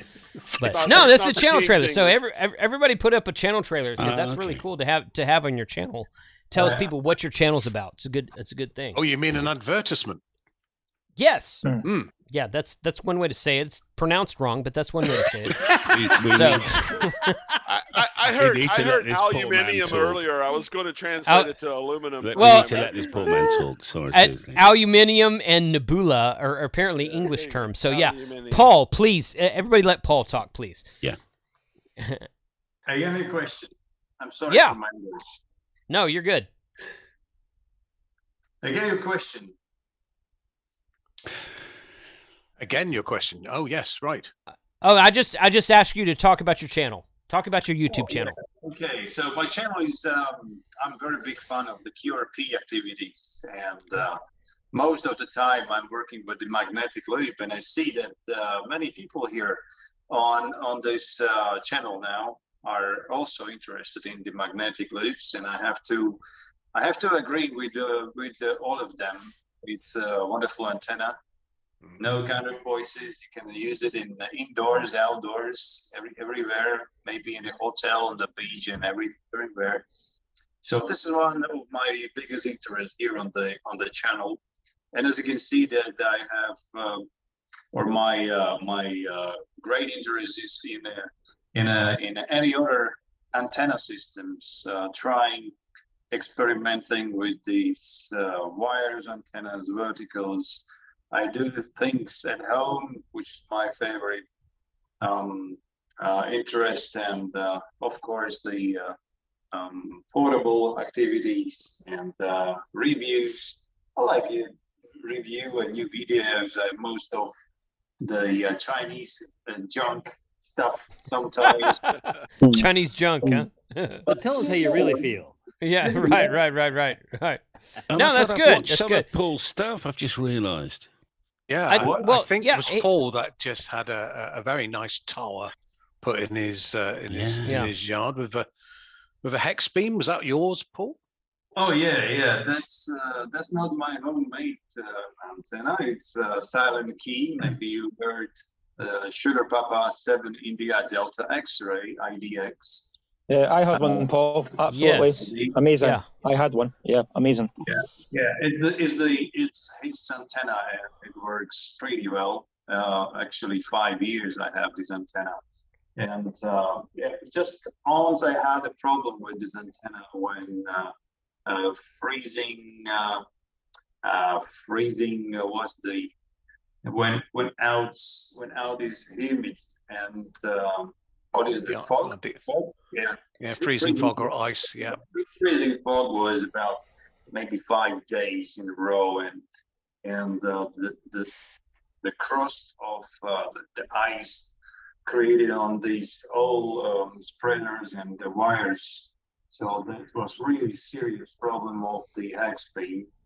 It has been almost damaged, but fortunately all goes good. I just removed this old ice from the antenna, and antenna works pretty well. Still works pretty well. So now I have this new tower It's an aluminium tower from Poland, and I think that it is working pretty well. So that's the story. By the way, this ring is the barrel. Yeah, you see that? It's the barrel. Something like that. And we call it the beer for the pregnant women. Beer for pregnant women, huh? Oh my goodness. But it's a zero alcohol here, so it's like a juice. Okay, so Mike is yours. Cool, Paul. Well, thanks for being on here, buddy. You got a really cool channel. You've got your let me pull that tab back up here. Yeah, your X6100 video that came out just about a year ago has 206,000 views on it. That is freaking cool, man. That is great. Look at that. You can. So, I have a video where it's 500 people. Yeah, I saw that. I saw that, Amazing. and that's really good. Yeah, my highest numbered viewed videos are my technician, my license classes on how to get a U.S. license. But that's a really good number there, man. There's some big numbers, yeah. Yeah, for really sure. Big numbers. So, hey, Jason, job, one thing while you have Paul there, I know we have Addy and Callum as manufacturers. What Paul didn't mention about himself that's a pretty big deal is he's an antenna manufacturer himself. He also has a website where he sells his antennas and ununs, and he's got some great products out there. He really does. What's the website? Yeah, the website is my call sign, actually, om0et.com. Okay. Let's see. Pull that up there. Yeah, there it is. Okay. This way, I would like to greeting. Where is the magnetic loops? Mike, I don't see the call sign. I see him online here. He's making magnetic loops. That would be me. Oh, that's well, Adrian 2E0ERO is making magnetic loops. Yeah. And That's then right. yeah. Yep. So, yeah, I would be interested in any antennas that you guys make. That sometimes I get people contact me and they're like, "Hey, do I have to send you a free antenna for you to do video?" And the answer is no. You don't have to send me a free anything. You can seriously. So some people send me free stuff, and sometimes I keep it and use it. Other times I do a video on it and give it away on a live stream or something. And then other times I just use it and I send it back to you. But the point is, the absolute bottom line point is, this is a ham radio channel. I want to talk about ham radios, antennas, whatever. So if you want me to do a video about your product, just get with me and figure out a way that you want me to get one in my hands and use it, and then I can do anything with it you want to after that. It doesn't matter. So, and that goes for everybody. Because if you search, and I've talked about this a lot on my channel before, if you search YouTube for ham radio space, and YouTube's the way that the YouTube search works, because YouTube's owned by Google, so Google incorporated their search algorithm into YouTube. So if you search ham space, radio space, and then nothing, the first thing that comes up is usually ham radio antenna. It's one of the most searched. It's usually in the top 3 or 4. Ham radio antenna is the most searched term on YouTube out of everything in the ham radio world on an antenna. So anytime you want to do a video, and this goes for anybody, not just me, anytime you want to do a video on an antenna, put the title of it in there. Say, hey, OM0ET mag loop space, comma, semicolon, whatever, ham radio antenna, and put the phrase ham radio antenna in your title. Boom. It's gonna get a lot of attention, because that's what people are I know for. what's going in my next video. Yeah, me too. I was thinking the same thing. Yep. I was thinking, I'm going to do that to one of my YouTube videos. Yeah. So in Carlos's world, it would be jumping out of a plane with ham radio antenna. I have the tallest ham radio antenna in the Midwest. Yeah. I really do. So what you need, Carlos, is a thumbnail with you right as you jump out, and you're like this. You're like, and then the plane's behind you, and you've got a DX Commander in your hand. And you can Photoshop all that. It doesn't have to be. It didn't have to be real. You just Photoshop all that, and then you could even do the radials out like behind you, like floating in the radials. You're like, bam. Yeah. That's what they call elevated and then you could radials. and then you could do like one of Adrian's loops and use it as a parachute. And hold it up like that. So it's just ideas, just wacky thumbnail ideas. That's what I'm good at. Wacky thumbnail ideas. So you have no idea this is happening. Oh yeah, absolutely happening. Yeah, no, you should do it. I'm not joking. If you do that, that would be freaking awesome. I'll send him a dummy version, just that's tested for parachutists. Then we're gonna see the headline: "Parachutist impaled by antenna." Right. Is that how he got his beard? All right. Well, Paul, thank you for being on here, man. You got a great channel. I appreciate you joining us today. Thank you. My pleasure, Jason. Yeah. We'll have you on again. I've seen 2 or 3 people in the chat say you should do this European happy hour again. So maybe we'll do it again. So let me give the floor to who else is here? Okay, Scott and Carlos, because you guys are in a very weird section of Europe, but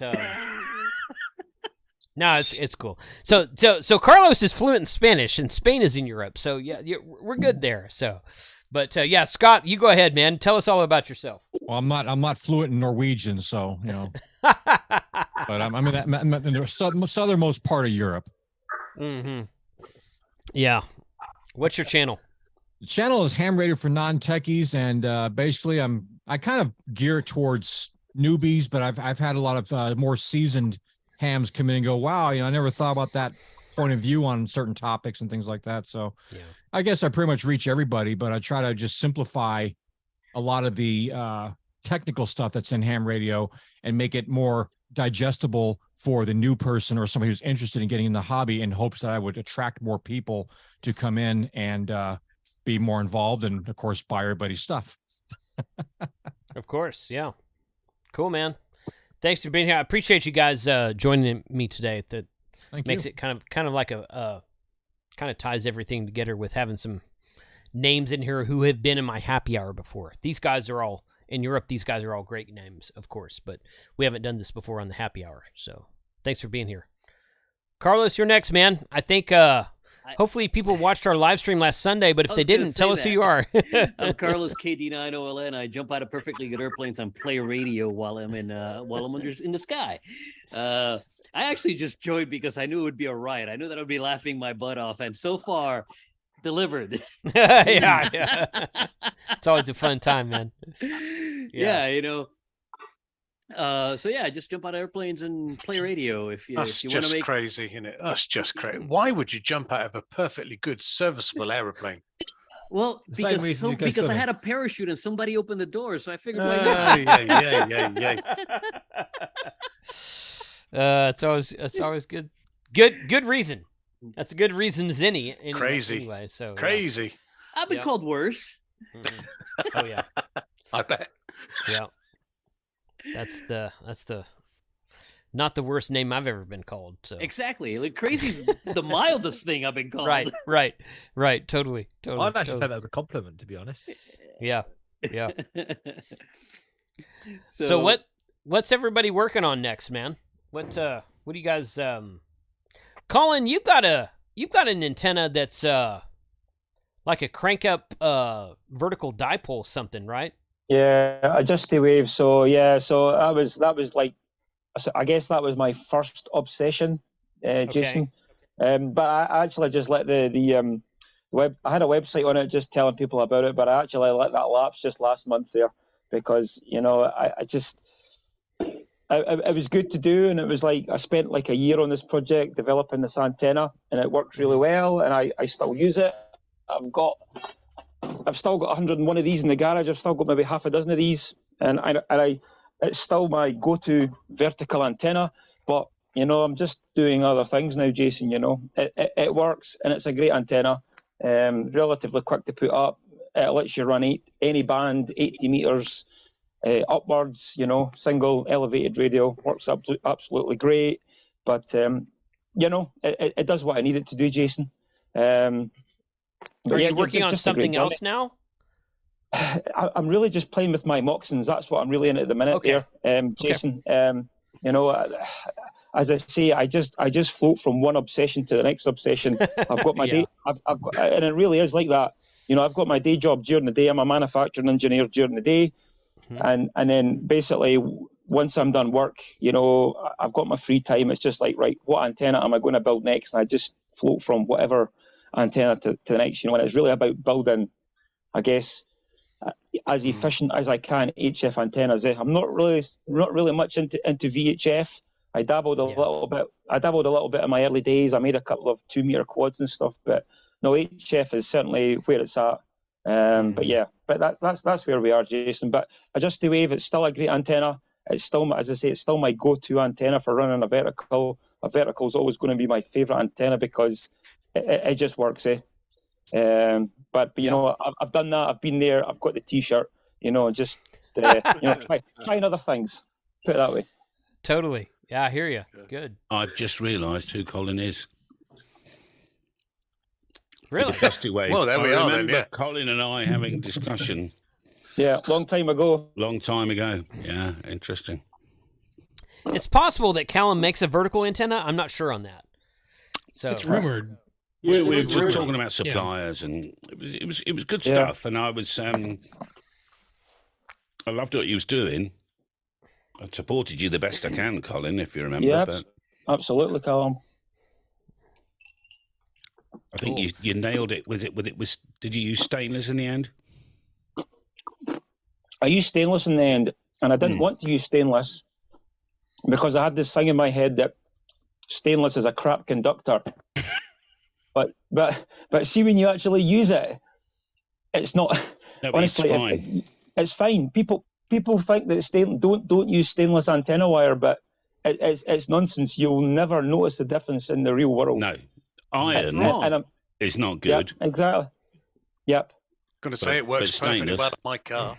And it works fine on 2-meter rigs, and stuff. Yeah. In fact, it doesn't do badly on the what do they call it? It's not the resistivity, conductivity charts. Stainless isn't that bad. Mm-hmm. No, and it's got a lot of nice properties. I'm not saying it's not the easiest to work with. You've got to, you can't solder. You can solder it, but you need to use like silver solder. So you've basically got to crimp it as a sort of a mechanical connection. But there's easy ways to get over that. And I'm even using it on my 10-meter Moxon purely because I had it to hand, and it's not going to stretch. So what diameter did you end up with? It's 1 millimeter. So it's 1 millimeter, 7x7, so 49 strand. So be aware. Watch when you're cutting it, because let me tell you, if you get one or two of those strands in your finger, you will know about it. That's good. Yeah. I have a question for Cal. If he wants to field it. Cal, if you don't, just say I'd rather not. Okay, I'd rather not. Okay.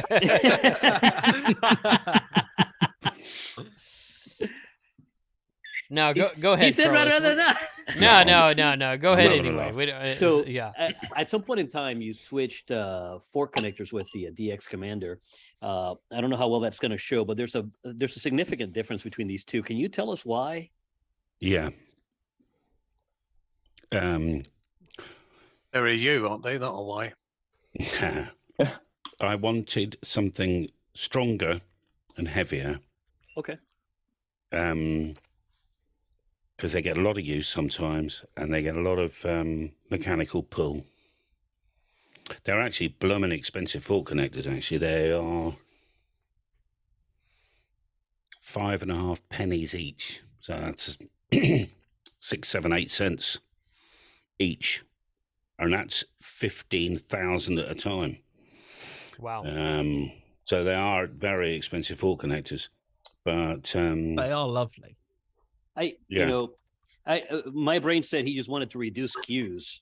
You know, he had one SKU for one and then a different SKU for another. My brain said, yeah, he just wanted to reduce SKUs, but that makes more sense now. Yeah. We used to do different Locky gats. So for the SO239 assembly, we've got a slightly smaller one. The rest are like that. The big one, you know. You can hold it up again, Carl, if you like. You can be able to see the mechanical. Paul's got to go, guys. So everybody say goodbye to him real quick. Bye-bye, See you, Paul. Bye, Paul. Thanks, man. Thanks for joining us. I am subscribed, Paul. 73 and good night. Bye-bye. Later, man. Right. Thanks. So let me see if I can hold this and provide it a proper. I still got daylight out here. What's this night thing? Yeah. So the one on the right is our standard. The one on the left, I mean, it works, but it's not as chunky. Yeah, the one on the right looks like it'd be a better connection because there's more metal on the sides of it. And it would last longer. It's just heavier.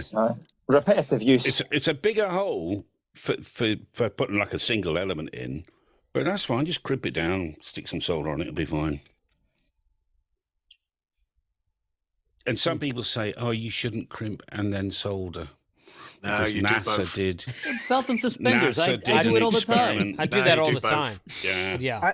I think So you're supposed to crimp then solder, not solder then. Oh, that absolutely, yeah, fine. Well, yes, that's true. And that's fine. But as I tried to explain to one customer, just because NASA tested that, the thing is, we're building antennas, not space rockets, so you'd be fine. I mean, Yeah. you can do Wait a belt and minute. braces, and you can crimp, solder, then crimp again. Really. Carlos but needs a space rocket for jumping out of planes. I mean, Good let's point. be realistic here. I think he has the record for testing the nebula. I went through a tornado with relatively survived. It was basically Really? a tornado, and Basically, it almost survived. And it's surprising. I really was shocked at how well it survived. Yeah, absolutely. I was expecting it to go down way sooner than it did, and when I didn't go down, I thought, oh, when I wake up in the morning, it'll be fine. Well, of course, the tornado didn't. No one. The tornado eventually won, but Yeah. the resilience was impressive. What broke? Oh, the mast. How far up? About halfway up. Basically, it Was that at the guy point? At the guy point? No. No. What happened? What it looks like is, it looks like what the upper guy point, the one above it, caught just enough air. It was bent because of the wind, and it caught just enough air that it pulled it out of the section underneath it. So, sorry, fellas, I have to describe this. Sucked it. It sucked it up. Yeah. So the best description I have for it is because, and you guys are gonna go, ooh, it looks like a catheter that was pulled out without being deflated. Oh, yeah. I wouldn't know anything about that. Oh, I've had that. I've had that. I guess I'm too young. Yeah, okay. Yeah. Wow. Interesting. I'll Google that. But tell me, I'm definitely too young, but I can imagine. No, Carlos, it's not nice, Jonathan. I assume that there was other damage nearby, like roofs, houses. Oh yeah, trees. we had to get a new roof. We had to get a new front door. We had to get a new window for the front. Okay. Our neighbors, like probably 90% of our neighborhood, had to get new roofs, new siding. So there was a massive amount of damage. Like I said, it's an impressive amount of force this thing took. It took. I did get an email, Carlos, about 2 years ago. I think it was Malta. There was some very local, very terrible storm. And the guy sent me a picture, and I looked at the picture, and I thought, what's he complaining about? Because there was this garden. There was nothing in the, let's say garden, you guys would call it a backyard. There's just this DX commander sitting there. But when I started to read the text, it said we had a really bad storm yesterday. Over on the right used to be the patio with all the chairs and tables. They've disappeared. and on the left there was a garden shed, and that's disappeared.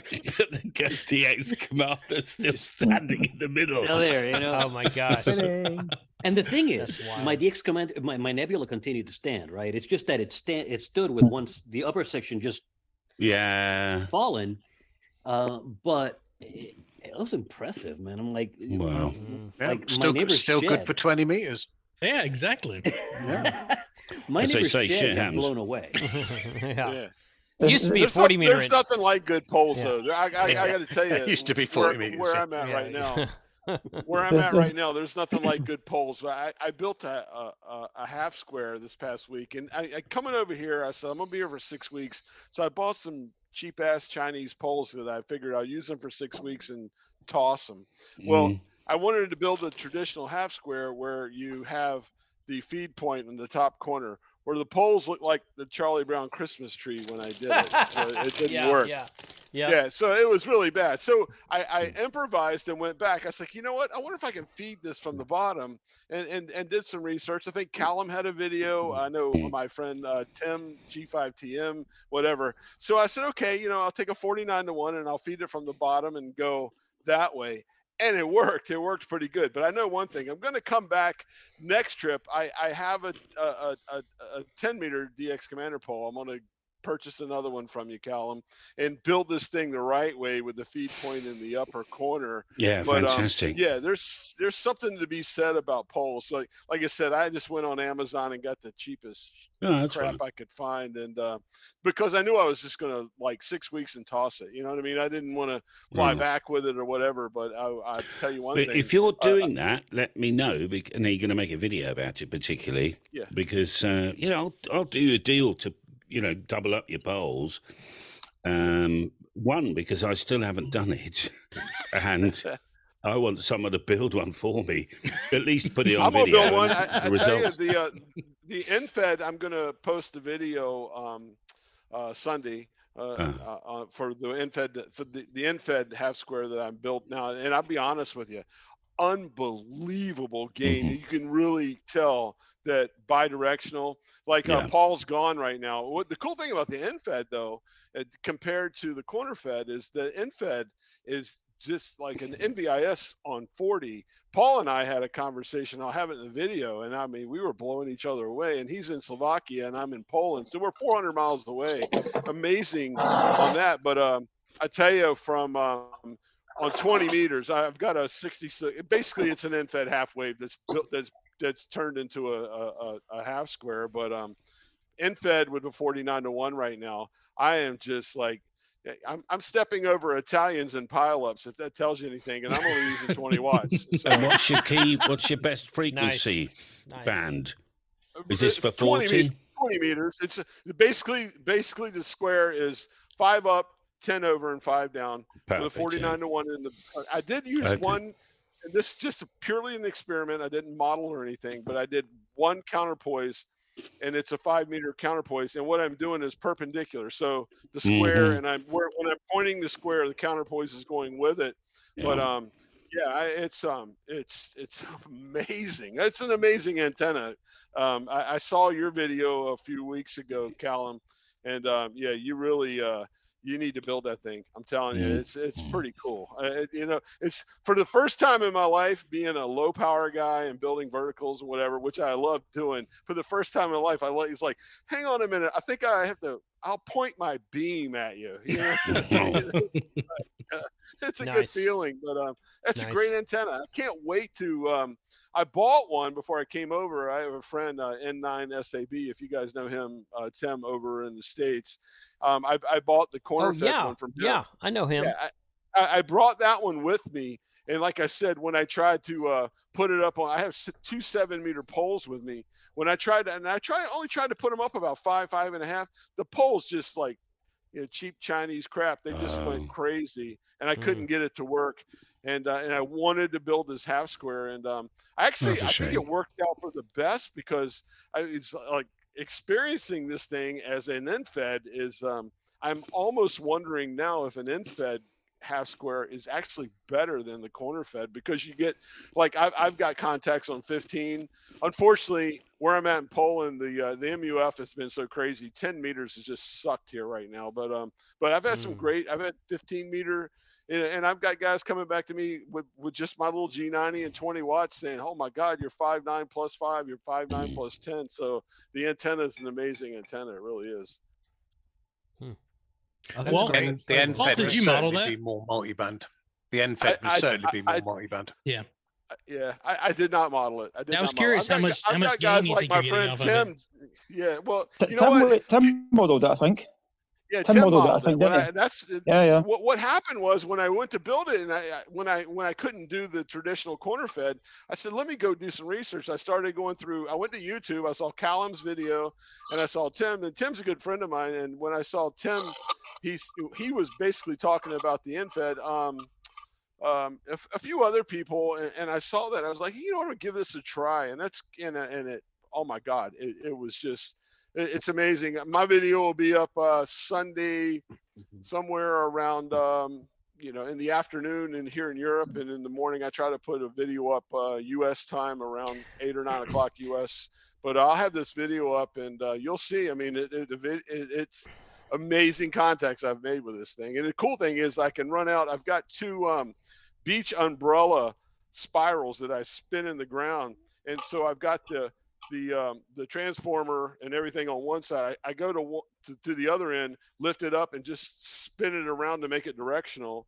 And as I do that and put it down, my goal is tomorrow try to do some long path over to either ZL or VK, and then maybe, just maybe, go down to South Africa, that side with it. I haven't done that yet, but every contact I've had in Europe have just been unbelievable. And like I said, if you're in where I'm at in Poland, if you can get through a pileup and get over top of the Italians in a pileup, you've done something. Wow. It does go to show, though, that it's not necessarily the power you're running, it's the antenna you're using. That's exactly. Correct. Yeah. Yep. Right. That's right. Guys, I'm going to step out for just a second. I'll be right back. Frank. Needs a refill. Yes. Frank has co-host.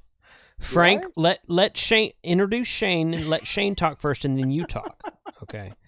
So I'll be right back. Introduction. I'll be right back. Happy Hour Tank Radio European Edition. No, Frank, that's what we do after the stream. And I am going to. Shane, man, welcome to our happy hour. And what are you up to, man? I just got off work, and I'm not from Europe. I'm drinking a European beverage, so I felt like would fit in. Hold on. I'm glad you said beverage, because I got to start now. But yours is from Kentucky. Yeah. This is from This is such an American thing right now. Americans just take over everything, don't we? I mean, oh my God. No, not brought at all. A bottle of Scotch whiskey out here. That's what I should have done. If it helps, I was drinking an American beer. So when I just there you go. Jeez, Hank, there's nothing European about Four Roses bourbon from Kentucky. What do you have there, Shane? Fine Polish beer here. The third one that I'm on. I'm drinking Euro tonight for sure. Let me justify this a little bit here. This whiskey was made by distillers that used to distill and blend scotches.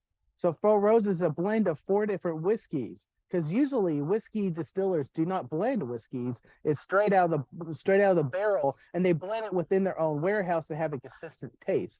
This is 4 unique different whiskeys or bourbons. If it's not single malt, it's crap. So am I drinking American Scotch? So can you see that? And can you see with American? What is that? American oak selection. Yeah, American Scotch. Yeah. This is a Macallan 12, and it's been aged in a sherry oak. Yeah, that's a Macallan 12 at home. Did you age it yourself, or did you do it? No, I would not harm a Macallan 12 with me trying to age it onto something. Because something would be wrong. Just need to ask. Where's he gone? Walt. Mm-hmm. Was it 10 meters across the top or 5 meters across the top? I'm sorry, it was 10 across the top. 2 5, basically. 2 5s and a 10. Okay, hold on. Two 5s and 10. Yeah. I was about to say Cal's gonna have this thing modeled in 5 minutes. I can't wait. I look for it. We saw that happening in the background, man. We were like, he's pulling up every minute. Hey, yeah. Hold on. Yeah, it's better than I thought, actually. Now, hang on a to minute. honor- I'm over. So, Frank, I'll get my introduction out of the way. My name is Shane, K5QBF. I have a small channel called This Side of the Radio. And then on Tuesday nights, we do this little show called the Ham Radio Clubhouse that is I'm gonna a happy hour Clubhouse. basically on a weekly basis. I'm going to poke you a little We need bit. to have you back Shane. on, Callum. Are you just now getting to Shane? I No. left 5 minutes ago. My God. No. We went 3 different places. This is what happens when you're not here. The conversation unfolds magically. We were derailed by American whiskey. Well, that's Okay, that excuse I can live with. You know, the fact that Frank took over, I'm not so okay with that. But okay, all right. Oh, look at that, the model already. Ham I'm Radio ready to see Clubhouse. Callum's model. There you go. Ham Radio Clubhouse is a fun stream. If you guys haven't ever joined it, it's late at night for you guys over in Europe. It's like 2 a.m. 00 Zulu time. Yeah. But go back and watch them on the audio podcast. They also, or listen to them on the audio podcast. They produce and rip out of there, and that's how you can catch up. It's a great show. But Shane, when was the last time you posted a video on your channel? 4 months ago. Wow. Yeah, I looked just a minute ago. I've been busy, Frank. Callum, busy, thanks for putting yeah. that model together, Callum. That explains my experience. It really does. I can see that. It's okay. Amazing You antenna. carry on, Shane. 10 meter FT8 is open right now. Just FYI. Also, It in won't be honor of overhead. Don, since he's not here, I'm smoking a cigar, Enclave. A cigar. It is made by the same company Don likes, the New Worlds. Oliva? AJ Fernandez. AJ Fernandez. Okay. And great Tank, cigar. could you type the cigar that you're smoking in the live chat? Yes. I'll go and buy one, or 5, or whatever. Jason, we need to just pack up some cigars and go to Callum's shop. Yes, let's do that. In fact, Shane, you are in Road charge of trip. plane tickets. You're in charge of plane tickets to Europe. Yes. Okay. yes. Yeah. You, Shane. Yeah, Make Shane that works. happen. Shane works for an airline, so he can actually get us plane tickets for free or cheap or whatever. So Not quite Guys, free. I if still you gotta pay do taxes. that, that's if all right. you- I'll pay taxes on it. That's fine. I'm good with that. If you come across Callum's shop, I'll even come up and say hello. How about So that? would I. That means we got no cameras, right? No filming. Oh hell! Oh, hell. Oh my God. Okay, Depends if you Adrian. flash your lights on me or not. Adrian has to leave us, guys. So, Adrian, thank you for joining us. Good to meet you. Hey, talk to you soon, mate. I've Cheers, had John. several. See you later. I've Have a had good several day, sir. people in the chat say that we should do this again. So look for an invitation to do this Yeah, again. definitely, So- definitely. Cheers, guys. It was a fun Cheers, time. Eddie. Thank you. Cheers. Thanks for joining. I'll be If on you can time. make it on a regular day or a regular Friday, I'm off. I could be here earlier. Well, you know what? I do the happy hour once a month. Mhm. Usually. Sometimes I skip a month, but usually I do it once a month. So maybe I could do this one like once every 6 to 8 weeks, something like that. Once a And- quarter. Maybe a little bit more often than that. But Okay. but we could. But like Frank, we could pick a. I mean, like if we plan it 4, 5, Early. 6 weeks in advance, Yeah. we could totally pick Yeah. a day that would work for everybody. So Yeah. and that gives everybody. And I know there's a lot more people in Europe that are either YouTubers or interested in the community on YouTube, ham radio community on YouTube, and that kind of thing. So yeah, Europe I is invite. that magical meter land that makes our lives just Greenwich Mean Time. well, I was going with meters and Meters. Oh, meters. Yeah. yeah, We just need to yeah. Well- find out when Callum's going to Cornwall next time, and we'll just go crash his holiday. Yes. I'm really not sure if the UK is prepared for an invasion by Texas hams. Y'all are gonna be drunk. Oh, No. here we go. I'll be able to with the cope, don't military worry. invasion There's happening. beer in pubs. No, Oh, we Texas hams are probably really welcomed in Scotland, but England not so much, not so much. You got to remember Cornwall. I think originally Cornwall was like Wales. It was its own kingdom. They've got their own flag and everything. Yeah. And it's like a different world down there. It's like going back to 1950s. They're having electricity installed next week. Yeah. Yep, and the gas the week after. Yeah. Yeah. So, Walt, just in fact, to conclude my that, father's still doing missionary work down in Cornwall. I was just going to show Walt why he was getting out so well. So that's the half square, 10 across the top with 5 metre sides, fed in one corner. Ignoring the, assuming you can see this. Yes. Yes. Yes. Yeah. Perfect. Yes. And that's giving you about 7 or 8 dB gain over, let's say, a straight vertical, because it's basically taking some of the, as you can see, it's taking some of the gain from the sides and pushing it out the front, because we can't make any more gain, can we? We have to, like a balloon, you have to squash it and push it around, and that's what the half square is doing. So that's from the corner, Callum, or you That's feed that fed from in the one end? corner. Yeah. What happens if you feed it from one of the ends, the bottom of one of those 5 meters? Does it change anything? Yeah, I don't think it probably will. I'll just tell you. Hold Or on. does It's it? Very, Yeah, easy, well, very easy to change for me. Will it compute it? Callum, there is 8 parks on the air parks in Cornwall. Oh, right, in Cornwall, yeah, that's easy. How many miles apart are they? 200 Not kilometers. far. 300 kilometers. They don't use miles over there, so it's really 0. No, we use miles. No, this is where it gets confusing, Jason, because we use miles. Yes. Oh, you We do go use from- miles. Yeah, we Yes. go from centimeters Yes. to meters to miles. Yes. So Man, I thought things didn't make sense over here. You guys are really mad whacked over listen, there. I can Don't make get it me worse started. for you. I can make it worse for you. Puerto Rico. Oh yeah, Puerto Rico's bad. Puerto Rico was a colony of Spain to start with. Right now, it's a colony of the United States, and everything is labeled in kilometers and hectometers, and it's just everything. But the speed limits are miles per hour. So when you're traveling from the airport to the west side of the island, you're seeing these mile marker signs, and you're like, well, that mile went awful fast, and that mile went awful fast. In reality, they're kilometer markers. Oh my gosh.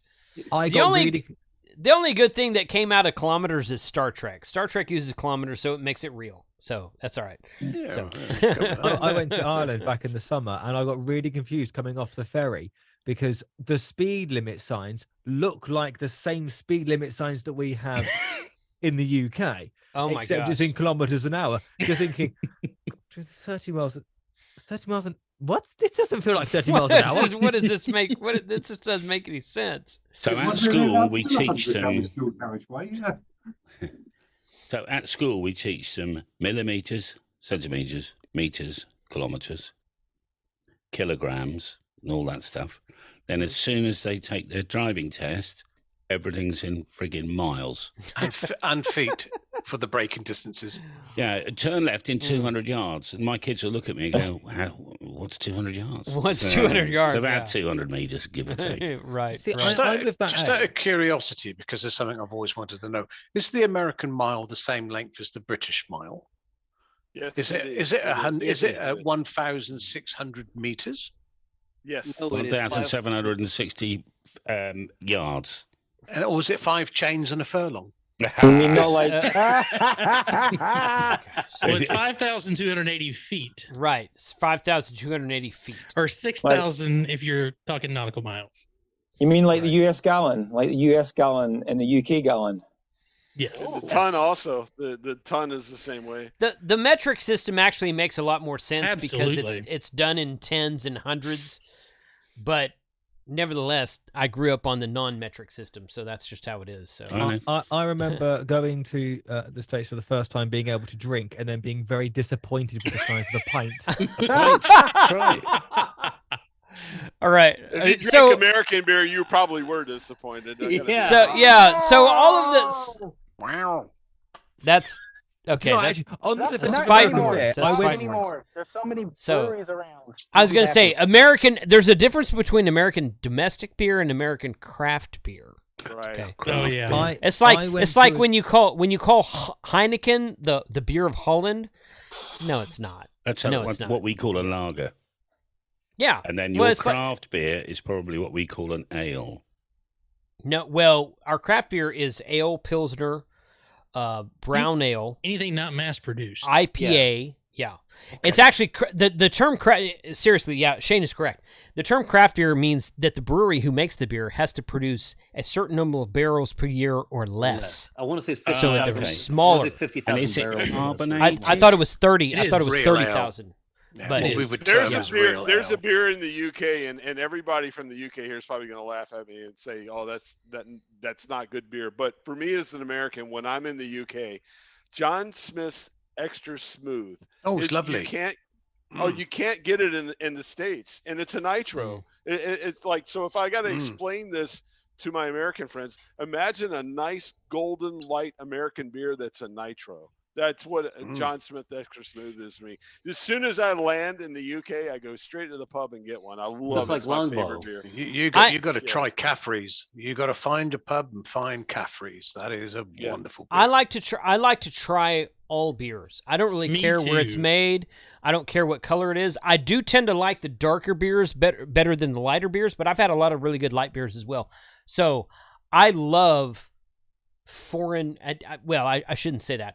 Craft beers in the USA are the best beers I've ever had, but German beers are very good. There's a very wide variety. Asian beers, everything tastes like Miller Lite. It's just, I've never had a good Asian beer. But Polish beer is decent. I'm not sure if I've ever had a Polish beer or not. So, not bad. but I have been to London one time. I've been to London, and the London beers are kind of like, but Boddington's was good. You didn't go to the right pub. Well, that's perhaps when true. I was there, they had some of the best beer I've ever had. Really? And I've drank a lot of beer. So my wife was working there. She was stationed there for like 6 weeks, and I went to visit her. And we went to this pub where she's like, "Hey, this is the best hamburger I've had in England." And it was very good. It was very good. So we go in there and they're like, and it's a pub. It's not a restaurant, as it were. It's a pub. And I don't remember the name of it. I wish I could. But Callum, have you ever heard of the Texas embassy in England? No. It's called the Texas Embassy. It's supposed to be like where the actual Texas embassy used to be back when Texas was a nation, and now it's now it's a Tex-Mex restaurant. It's not good. Okay. It's not good. So if you ever come to the States, I'll take you for real Tex-Mex. But anyway, talking I just want to try your burgers. Okay, so my wife is in the chat. She says it's a Scarsdale pub in Kensington. Ah, okay. The Dolce. Okay. Lovely. Yes, yeah, that's my wife. So she's a Scarsdale. So we go there and we have a beer, and I ordered, and I go up to the waitress was walking by. It's like, "Hey, we'd like to order food," and she's like, "You order at the bar." And I'm like, "Food too?" She goes, "Yes." I said, "Okay, that's fine." So I walk up to the bar, order food. Burger was fantastic, and that beer they had there was it was good. But if you go to pull it yes. out like out of yes. a cask. Yes. Was it warm? Yeah. Was it a warm beer? But if you go, no, it wasn't warm. It was cold. No, it was it's cold. never warm. We weren't in Ireland. It wasn't Ireland. It wasn't Ireland. So, but we go to the airport and it's all like Bud Light crap. Yeah. So, but the actual pub in England, I thought it was really good. But So- if you come to Scotland, and I don't know if it's the same in England, Callum and Mike can say, but if you say to any Scottish person and you walked into a pub and said to the barman, "Can you give me a pint of wife beater?" See, they're laughing. And wife? Wonderful. Did you say wife or white? Wife beater, and Callum's just said Wife it. So. beater beer. Yes. I almost We have- spilled beer all over my laptop. We have Stella Artois over here, and Yeah. I'm sure it's different over there. But here it's just it's like whatever. But we It's not. call that It's not, wife It's beater. just it's not make you great. more aggressive. It makes you want. It just makes me want to pee a lot. I tell you, you guys in the UK might remember this. My family being from the UK originally, and my uncle used to come and visit, and he would bring beer with him. And this is back in the 70s, and he would bring Tennant's Lager, and it would have a girl, like a hot That's chick on another the wife side of beater. the can. That certainly was. That was the Lager Lovelies. Another wife beater. Yeah, Oh, yeah, no, right. Tennant's I've got to lager, say that. it had like a hot chick on the side of the can. I just remember that and when you- I was a kid. And you didn't just get it on Tennant's, you got it on a beer called Sweetheart Stout, which was a dark beer. So, Okay, yeah, now I'm interested because stouts are my favorite. So okay. Sweetheart Stout, is that a Scottish beer? That was a Scottish beer. You still get it, but you don't get the lovely ladies printed on the side of it anymore. Jason, I need to brew you one of my stouts. Well, I've had some of your brewed beer, Shane. It's good. You haven't had any of mine. I haven't brewed in a thought while. I thought you brought some to the Deerleys Evan. one time. No, Evan had some. Oh, okay. When we were in All right, Huntsville. well. Callum, you have 3 Poda Parks near you. Okay. Near And Warwick. Shane, just And before we do the Warwick. Poacher Parts, can I just clarify one thing?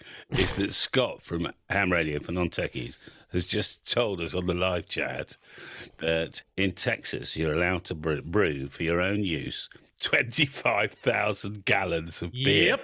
Have you seen the size of people in Texas? That's like 6 weeks. That's like 6 weeks worth of beer, man. Yeah. So, couple weekends. Wow. I have. I gotta go get a beer. I'll be right back. I usually brew about 15 gallons at a time. I've got a kegerator that I keep 3 kegs in. Now I did hear that if you go to Ireland and go to the original brewery for Guinness, getting a beer there tastes much different than the stuff we get in cans and bottles. Oh, yes. And we drink our beer way too cold in the States. So quite famously there is with Guinness, there is no such thing.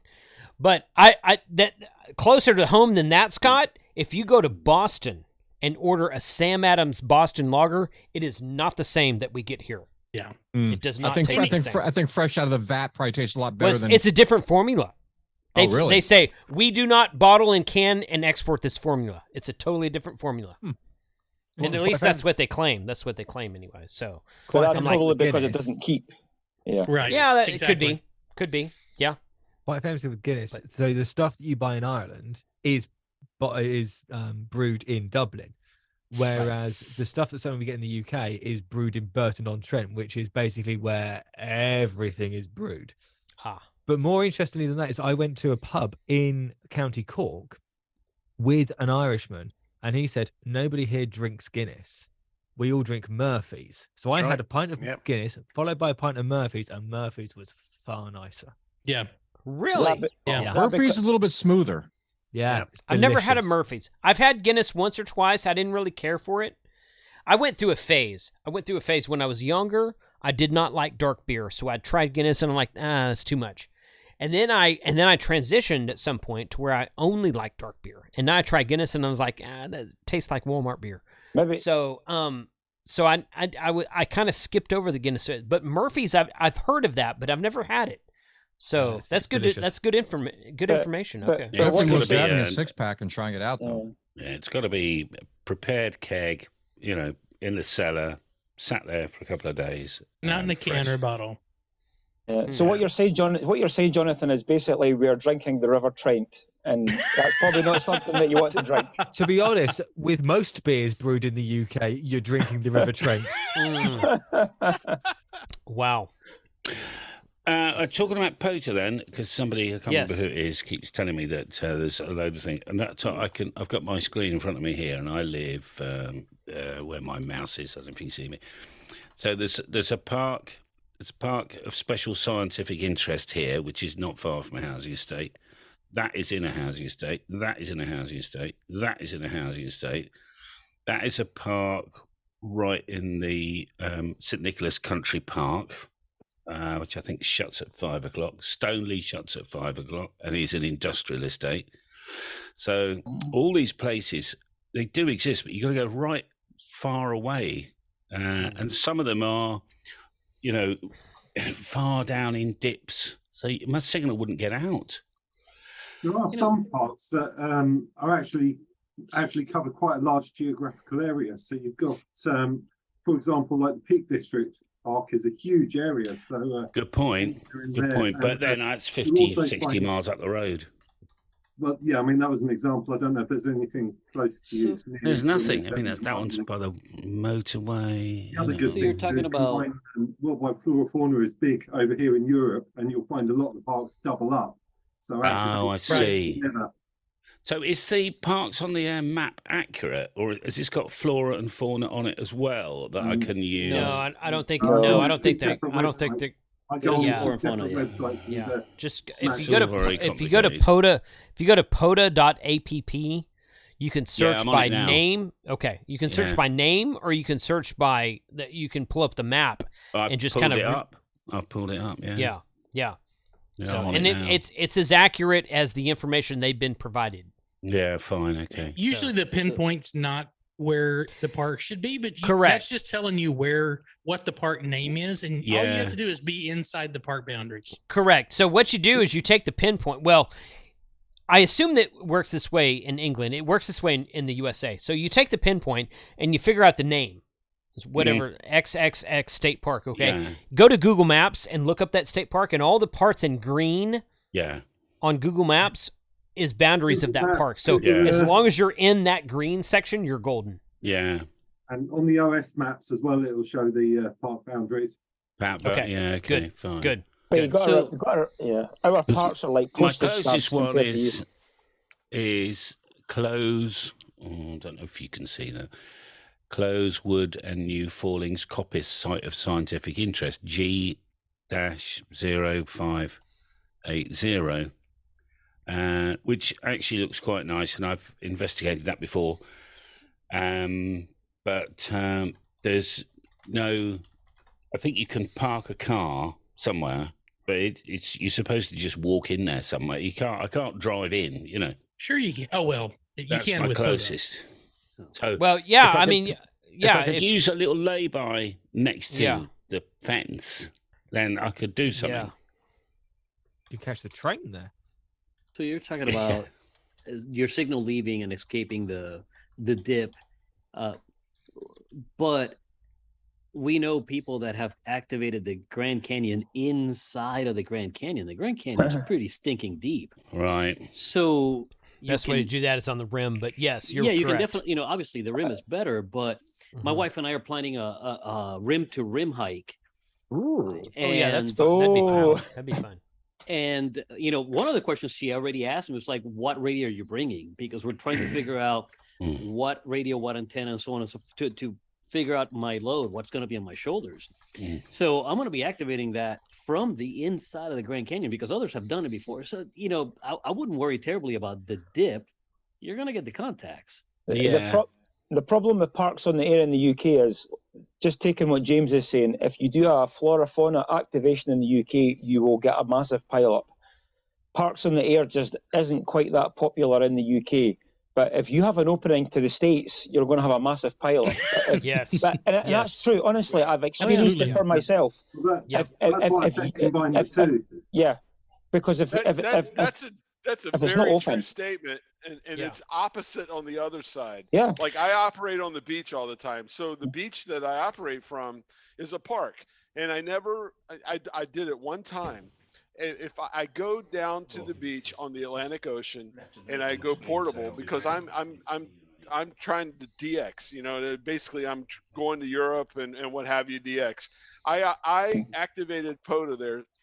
First contact I made, someone spotted me, and for like the next hour it was nothing but Americans. I couldn't even hear Europe because of POTA. POTA made it so that I was not going to work any DX at all because I was just overwhelmed by all the POTA calls from Americans. They were just stepping over everybody. It's so popular in the States that you almost, if you're going portable and you want to work DX, it's sad to say because I love POTA, but it's almost like just don't spot yourself.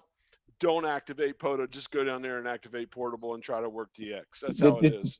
The two guys in the UK that are the most prominent POTA activators, you've got the two Stuarts. You've got Stuart M0TTQ and you've got Stuart M0OVG. And these guys are on the south coast of England. They go to a POTA park and they will have a wall-to-wall pile-up with the guys in the States.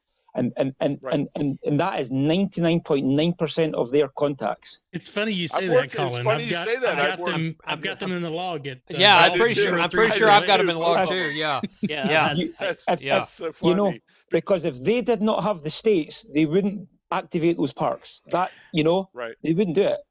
Well, you know what? But I think that once the English and Scottish and Irish and everybody catches on to that, I think it'll be as popular over there as it is here. It started here. Yeah. Because it actually started. It didn't start because of flora fauna. It actually started because the ARRL did a year-long thing for national parks on the air in 2016. And they said, "Hey, go out to a national park and activate, and we'll give you points and this kind of thing."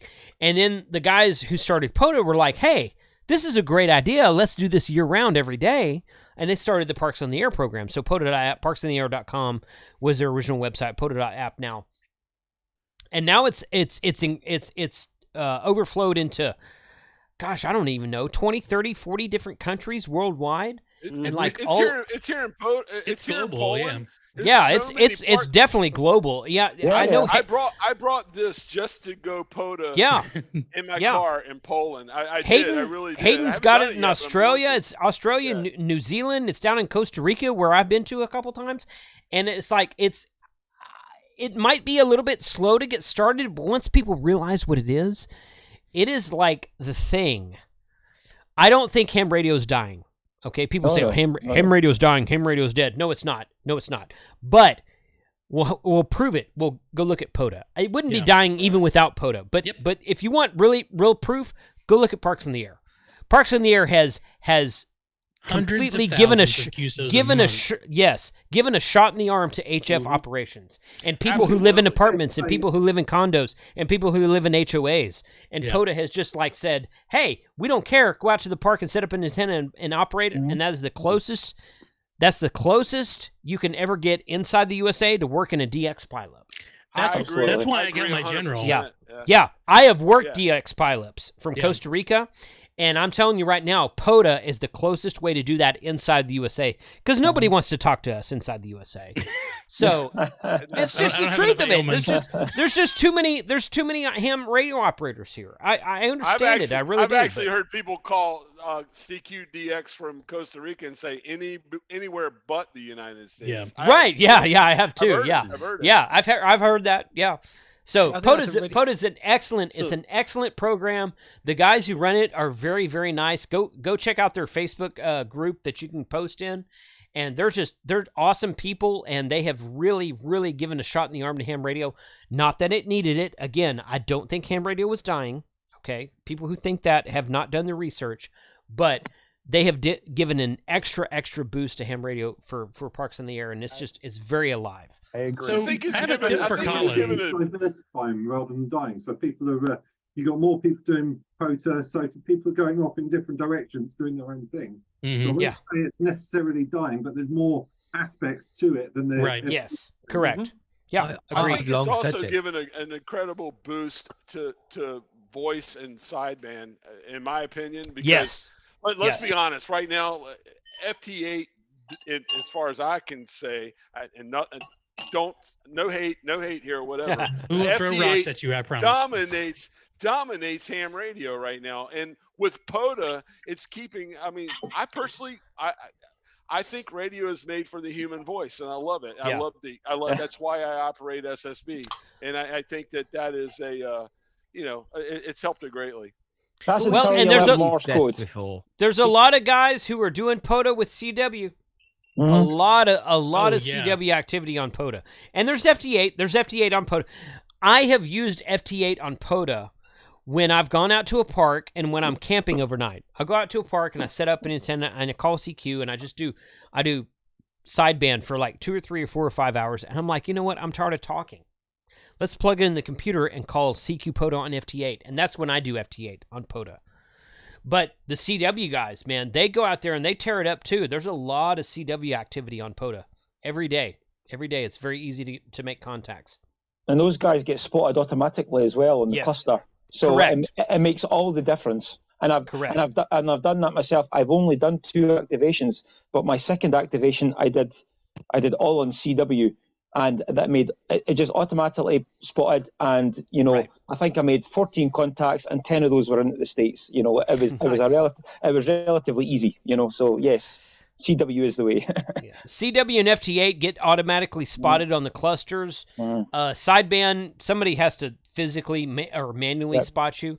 But yeah, CW is a digital mode. So yeah, you're right. You're right. It's totally accurate to say that happens, and it works really well as well. So it's just a if you've never done Parks in the Air and never done POTA, and I want to come to all of your countries and do POTA from all of your countries. I really do.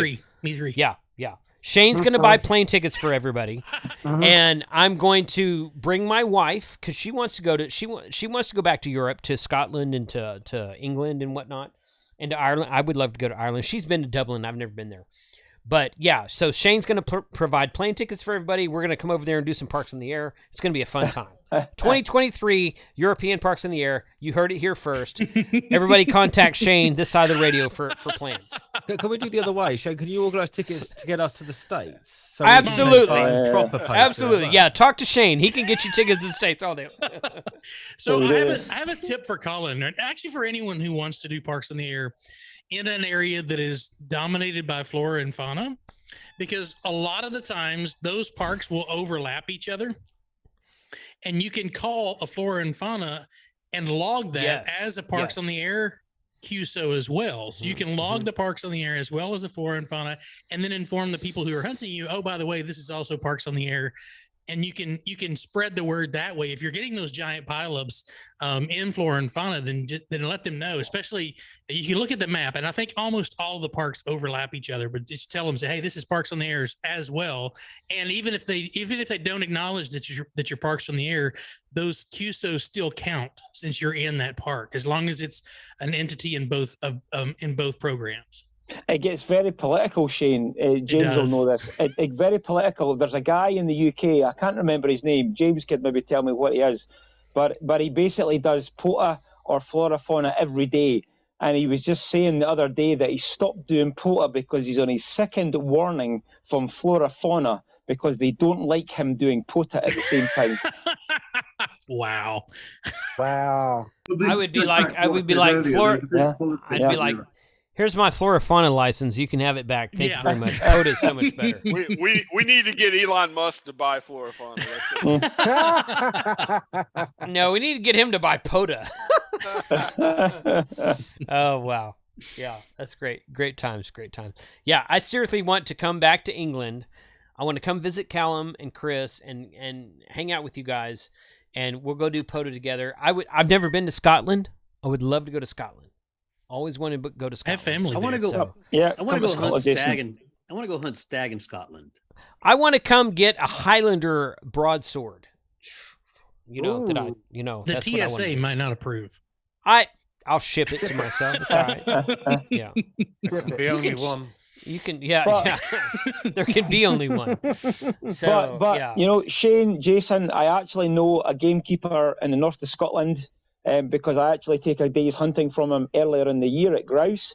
Yeah. So he actually takes a lot of international guests out stalking. So if you're actually coming over, I can maybe perhaps hook you up and you can get in contact with him, and you could arrange that. What type of tools or things you're allowed to hunt with? Is it a long rifle? Is it have to be a shotgun? It's all long rifle. It's very complex. For you, Frank, it's a bow and arrow. Yeah. So I can do that. I'm cool with archery. There's absolutely zero bow hunting or archery in the UK for game. That is completely forbidden. Really? Yes. Yes. So that's surprising. Actually. It is. It is. Yeah. So if you want to hunt deer, you need to use basically you need to use a caliber basically .240 or bigger to hunt. It's in England. 240 or bigger. So basically mainly 308. They do. Yeah, so in England, the minimum legal caliber to hunt deer is a .243. Yep. 243. Yeah, that's a good rifle. Yeah. Yeah, that's good. That's a good round. So in Scotland, the minimum round is basically a .243. The minimum in Scotland is a treble 2 or a .223. It depends on it depends. But am I allowed to bring my own tools to go hunting with? Yes. If you. Yes, if you get I think you need to get some sort of international permit, but you can do that, Frank. Yeah. I would love to get the permit just to get the permit. Yeah. It probably costs $2 or $3 to do that, but yeah. That would be fun. I Leave would your love. AR at home. You can't bring the AR with you. It's 223, buddy. It's 223, buddy. Yeah. So yeah. But just as James says there, typically if you're hunting red deer, typically those guys will hunt with a 308. That's probably the most common caliber to hunt red deer, because that red deer is the biggest species that we have here in the UK. Red deer. Red deer. Red deer. Red Not deer. familiar with it. We have whitetail and mule deer here, and I hunt with a 7mm Magnum. This time of year, the red deer are pulling Santa's sleigh. So, Jason, in comparison, the red deer is close to an elk. Okay, I was going to say, I bet it's a big deer. The elk's a bit bigger than red deer. Yeah, they're close, but they're not. Yeah. Okay. Yeah, I would be okay with hunting red deer or reindeer or elk. Me too. So just to confirm, which caliber do I belly. need for Bambi? I hunt with a 7mm Magnum, which means that when I shoot the deer, it field dresses it as soon as a bullet hits. That's a one fallow shot. deer. One shot, one kill. Self-cleaning. Just for all you guys in the UK, I want you to know that yes, all us Americans have guns. We do. Yeah, you can see it. Everything.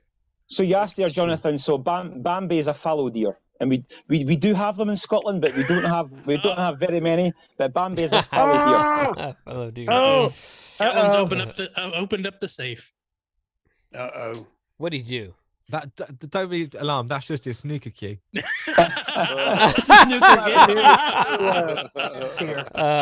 look at that. Oh, I'm totally putting on you. I'm pinning your chat to the. It's that 177 air rifle. Yes, it's airsoft. It's a 177 air rifle. Oh, it's an airsoft. I have a fully automatic air rifle. You're muted, Cal. That's the only thing we can have full auto in. Callum, you're muted. Callum, you're muted. Cal, you're muted. It's a pellet gun. You're still muted. Yeah, you're still muted. There you go. Yeah, it's a .22. Oh, it's a 22. Oh, it's a 22. Okay. Yeah. That's my oldest 22 rifle. LR, baby. I love it. What is that, Callum? What make is it? What is it, Callum? It's a Virag. A Virag. A German Virag. Is that a 90? Is that a 90? I think it is a 90. Actually, rings a bell. It's got the gaff ram. And that's right. That's the one. I redid the stock myself. That's all nice. That's gorgeous. Water, razor blades, steel wool. It's a lovely rifle, actually. And it's got a bit of a kick. That's the only thing. Probably more of a kick than a bloody rifle, to be honest. It's got all this. It does. Yeah. However, Callum would really enjoy our field day. Yes, he would. Right? Yes, he would. Yeah. You mean ATF day? Yes. Yeah. Yes. If you want to know what we're talking about, go to ATF. In Texas, ATF is a convenience store. Mm-hmm. Oh, so nice. What is that, Callum? This is a point. It's a 2.2. It's like a Ruger with a That's a rat catcher. It's almost a pistol. Yeah. Rat catcher. Yeah, that's right. It's a hell of an optic on that thing. You can shoot a squirrel from 100 yards away. That's half the power of the Virag. You'd do more damage if you clubbed somebody with it. You would. This is a rechargeable.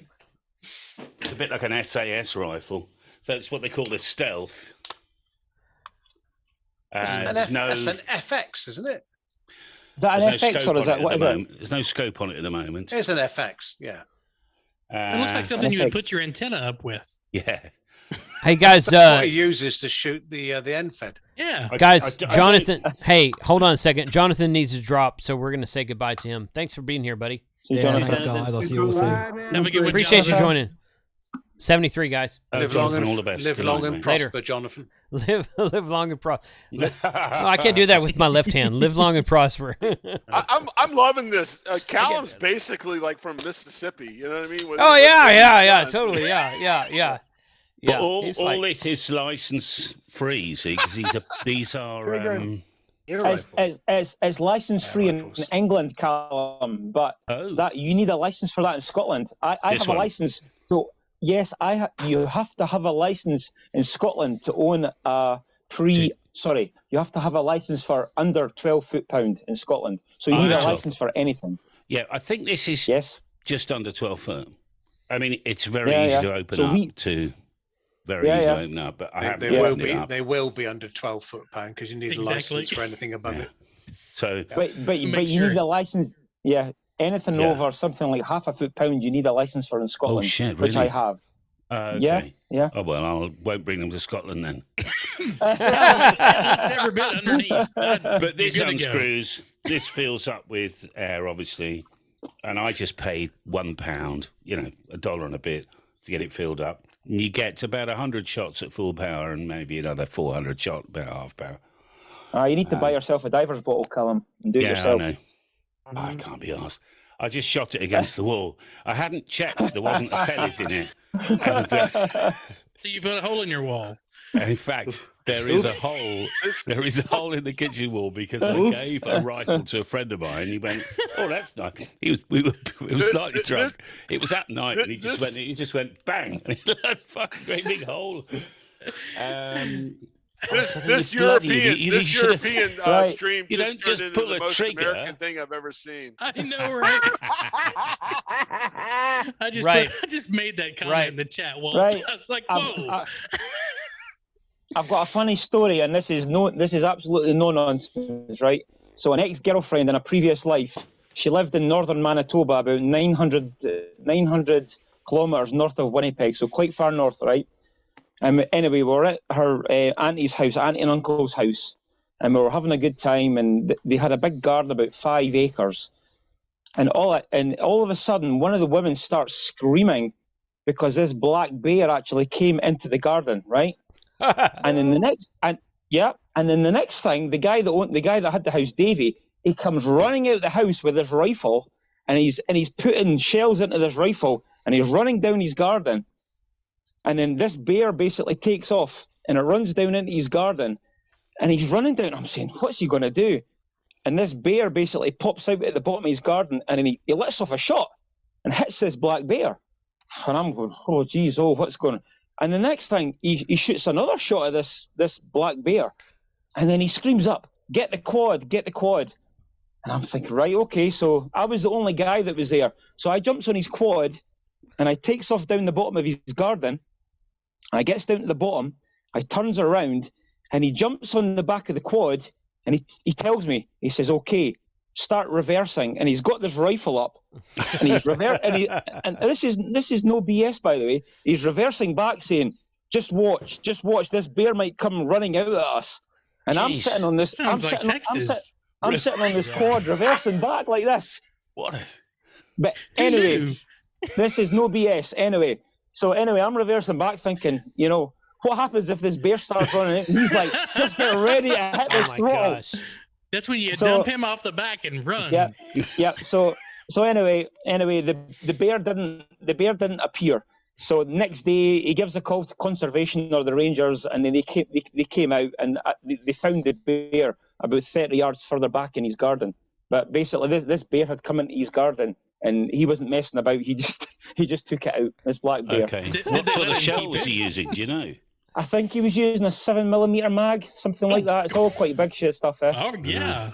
Yeah. Because they're used to hunting moose. Everyone hunts moose. That's what they do. Moose. Moose. Yeah. Good stuff. Good The stuff. one thing about Did he eat the bears, bear? Sorry, I've just realised I'm just sitting here with my rifle. I gotta be honest with you. welcome- This is like the welcome to most Ham awesome Radio, by the thing way. ever. I- Alan has at least- broken out his gun. Hey, you know At what? least You you know were what? stroking it, man. In the USA, we don't care about that, but I hope nobody for the English Parliament is watching my live stream today. So I'm just saying. This is all legal stuff, by the way. Okay. Because I'm not in Scotland. Woo! This is my favourite. Calvin's I really got like Les this one. Pauls on the wall and guns in his hands. This is Yeah, that's awesome. right. Yeah, hell yeah. That's great right But there. this is completely the best intersection for ham radio because it goes right up to almost the prepper mentality that all of us ham radio operators have here in the States. It's true. That's a lot true. of us. No, I'm going to say not almost all of us. A lot of us. A lot have. of us do. I think I've got a bit of prepper inside me, actually. What's this? We all have a little bit, do you think? A whole lot. And it's my opinion that if you are a ham radio operator and you know how to program and operate a radio, you have about a 75% advantage over most preppers.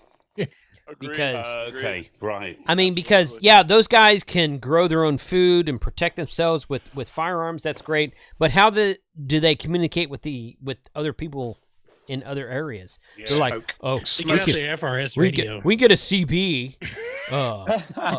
So where's your CB antenna? Oh, I don't know about an antenna, but I love these guys that come by my channel and say, hey, I don't need a ham radio license because in an emergency situation, I can use any form of communication I want, which is totally true. It's totally true. And I'm like, okay, so do you go to the gun store, you buy a pistol, you take it home, you put it in your drawer, you're like, okay, it's there if I ever need it. Yeah, and someone breaks into your house 3 years later. 3 years later, someone breaks into your house, you take out the pistol and you're like, is it loaded? Where do I put this? Oh, yeah, here. You don't. SWR is 9 to 1, but we'll be all right. right. You don't buy a tool. I don't care what the tool is. You don't buy a tool and put it in a drawer and forget about it until you need it. Right. You practice with it. You practice with it, and that's what ham radio does. Mm-hmm. And guess what? And here's what I tell all my prepper friends. I'm like, guess what? You're gonna practice with it, and you're gonna find out it's actually pretty darn fun. Now, don't use that word. Don't use that word on the QRZ forums because they hate that. But it's actually ham radio is actually pretty darn fun when you get into it.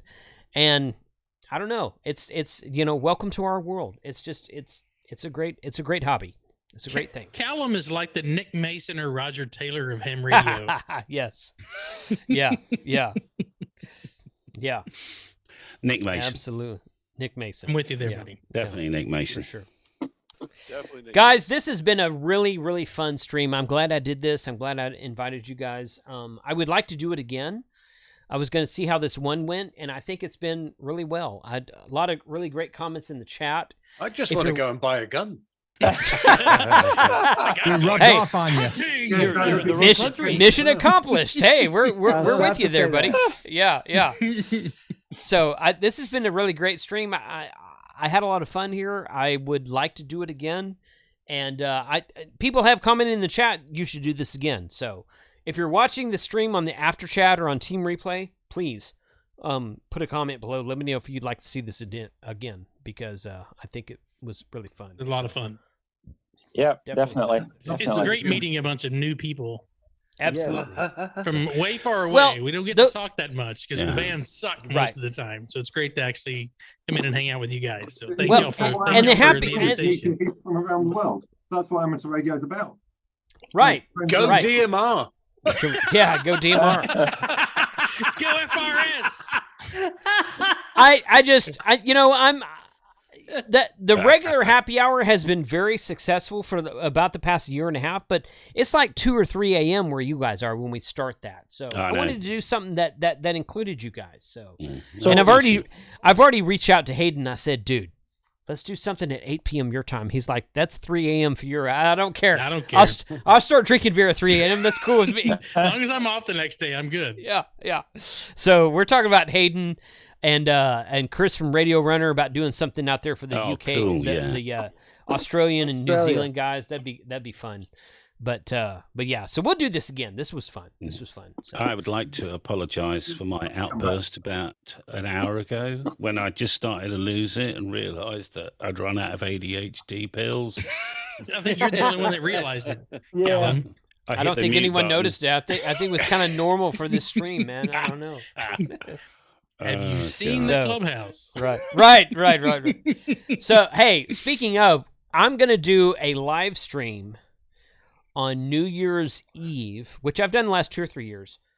And it's going to start at it's going to start after the New Year for you guys in Europe. Well, of course. But you're still. Oh, you've got no chance. At 3 I a.m. usually. Well, I usually.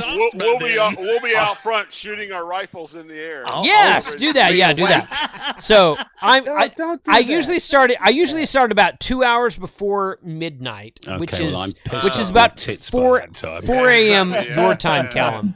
So If you guys want to stay up late and join us, you are more than welcome to. I'll be trying to. I push know what we back. could do. I know what we could do, Jason.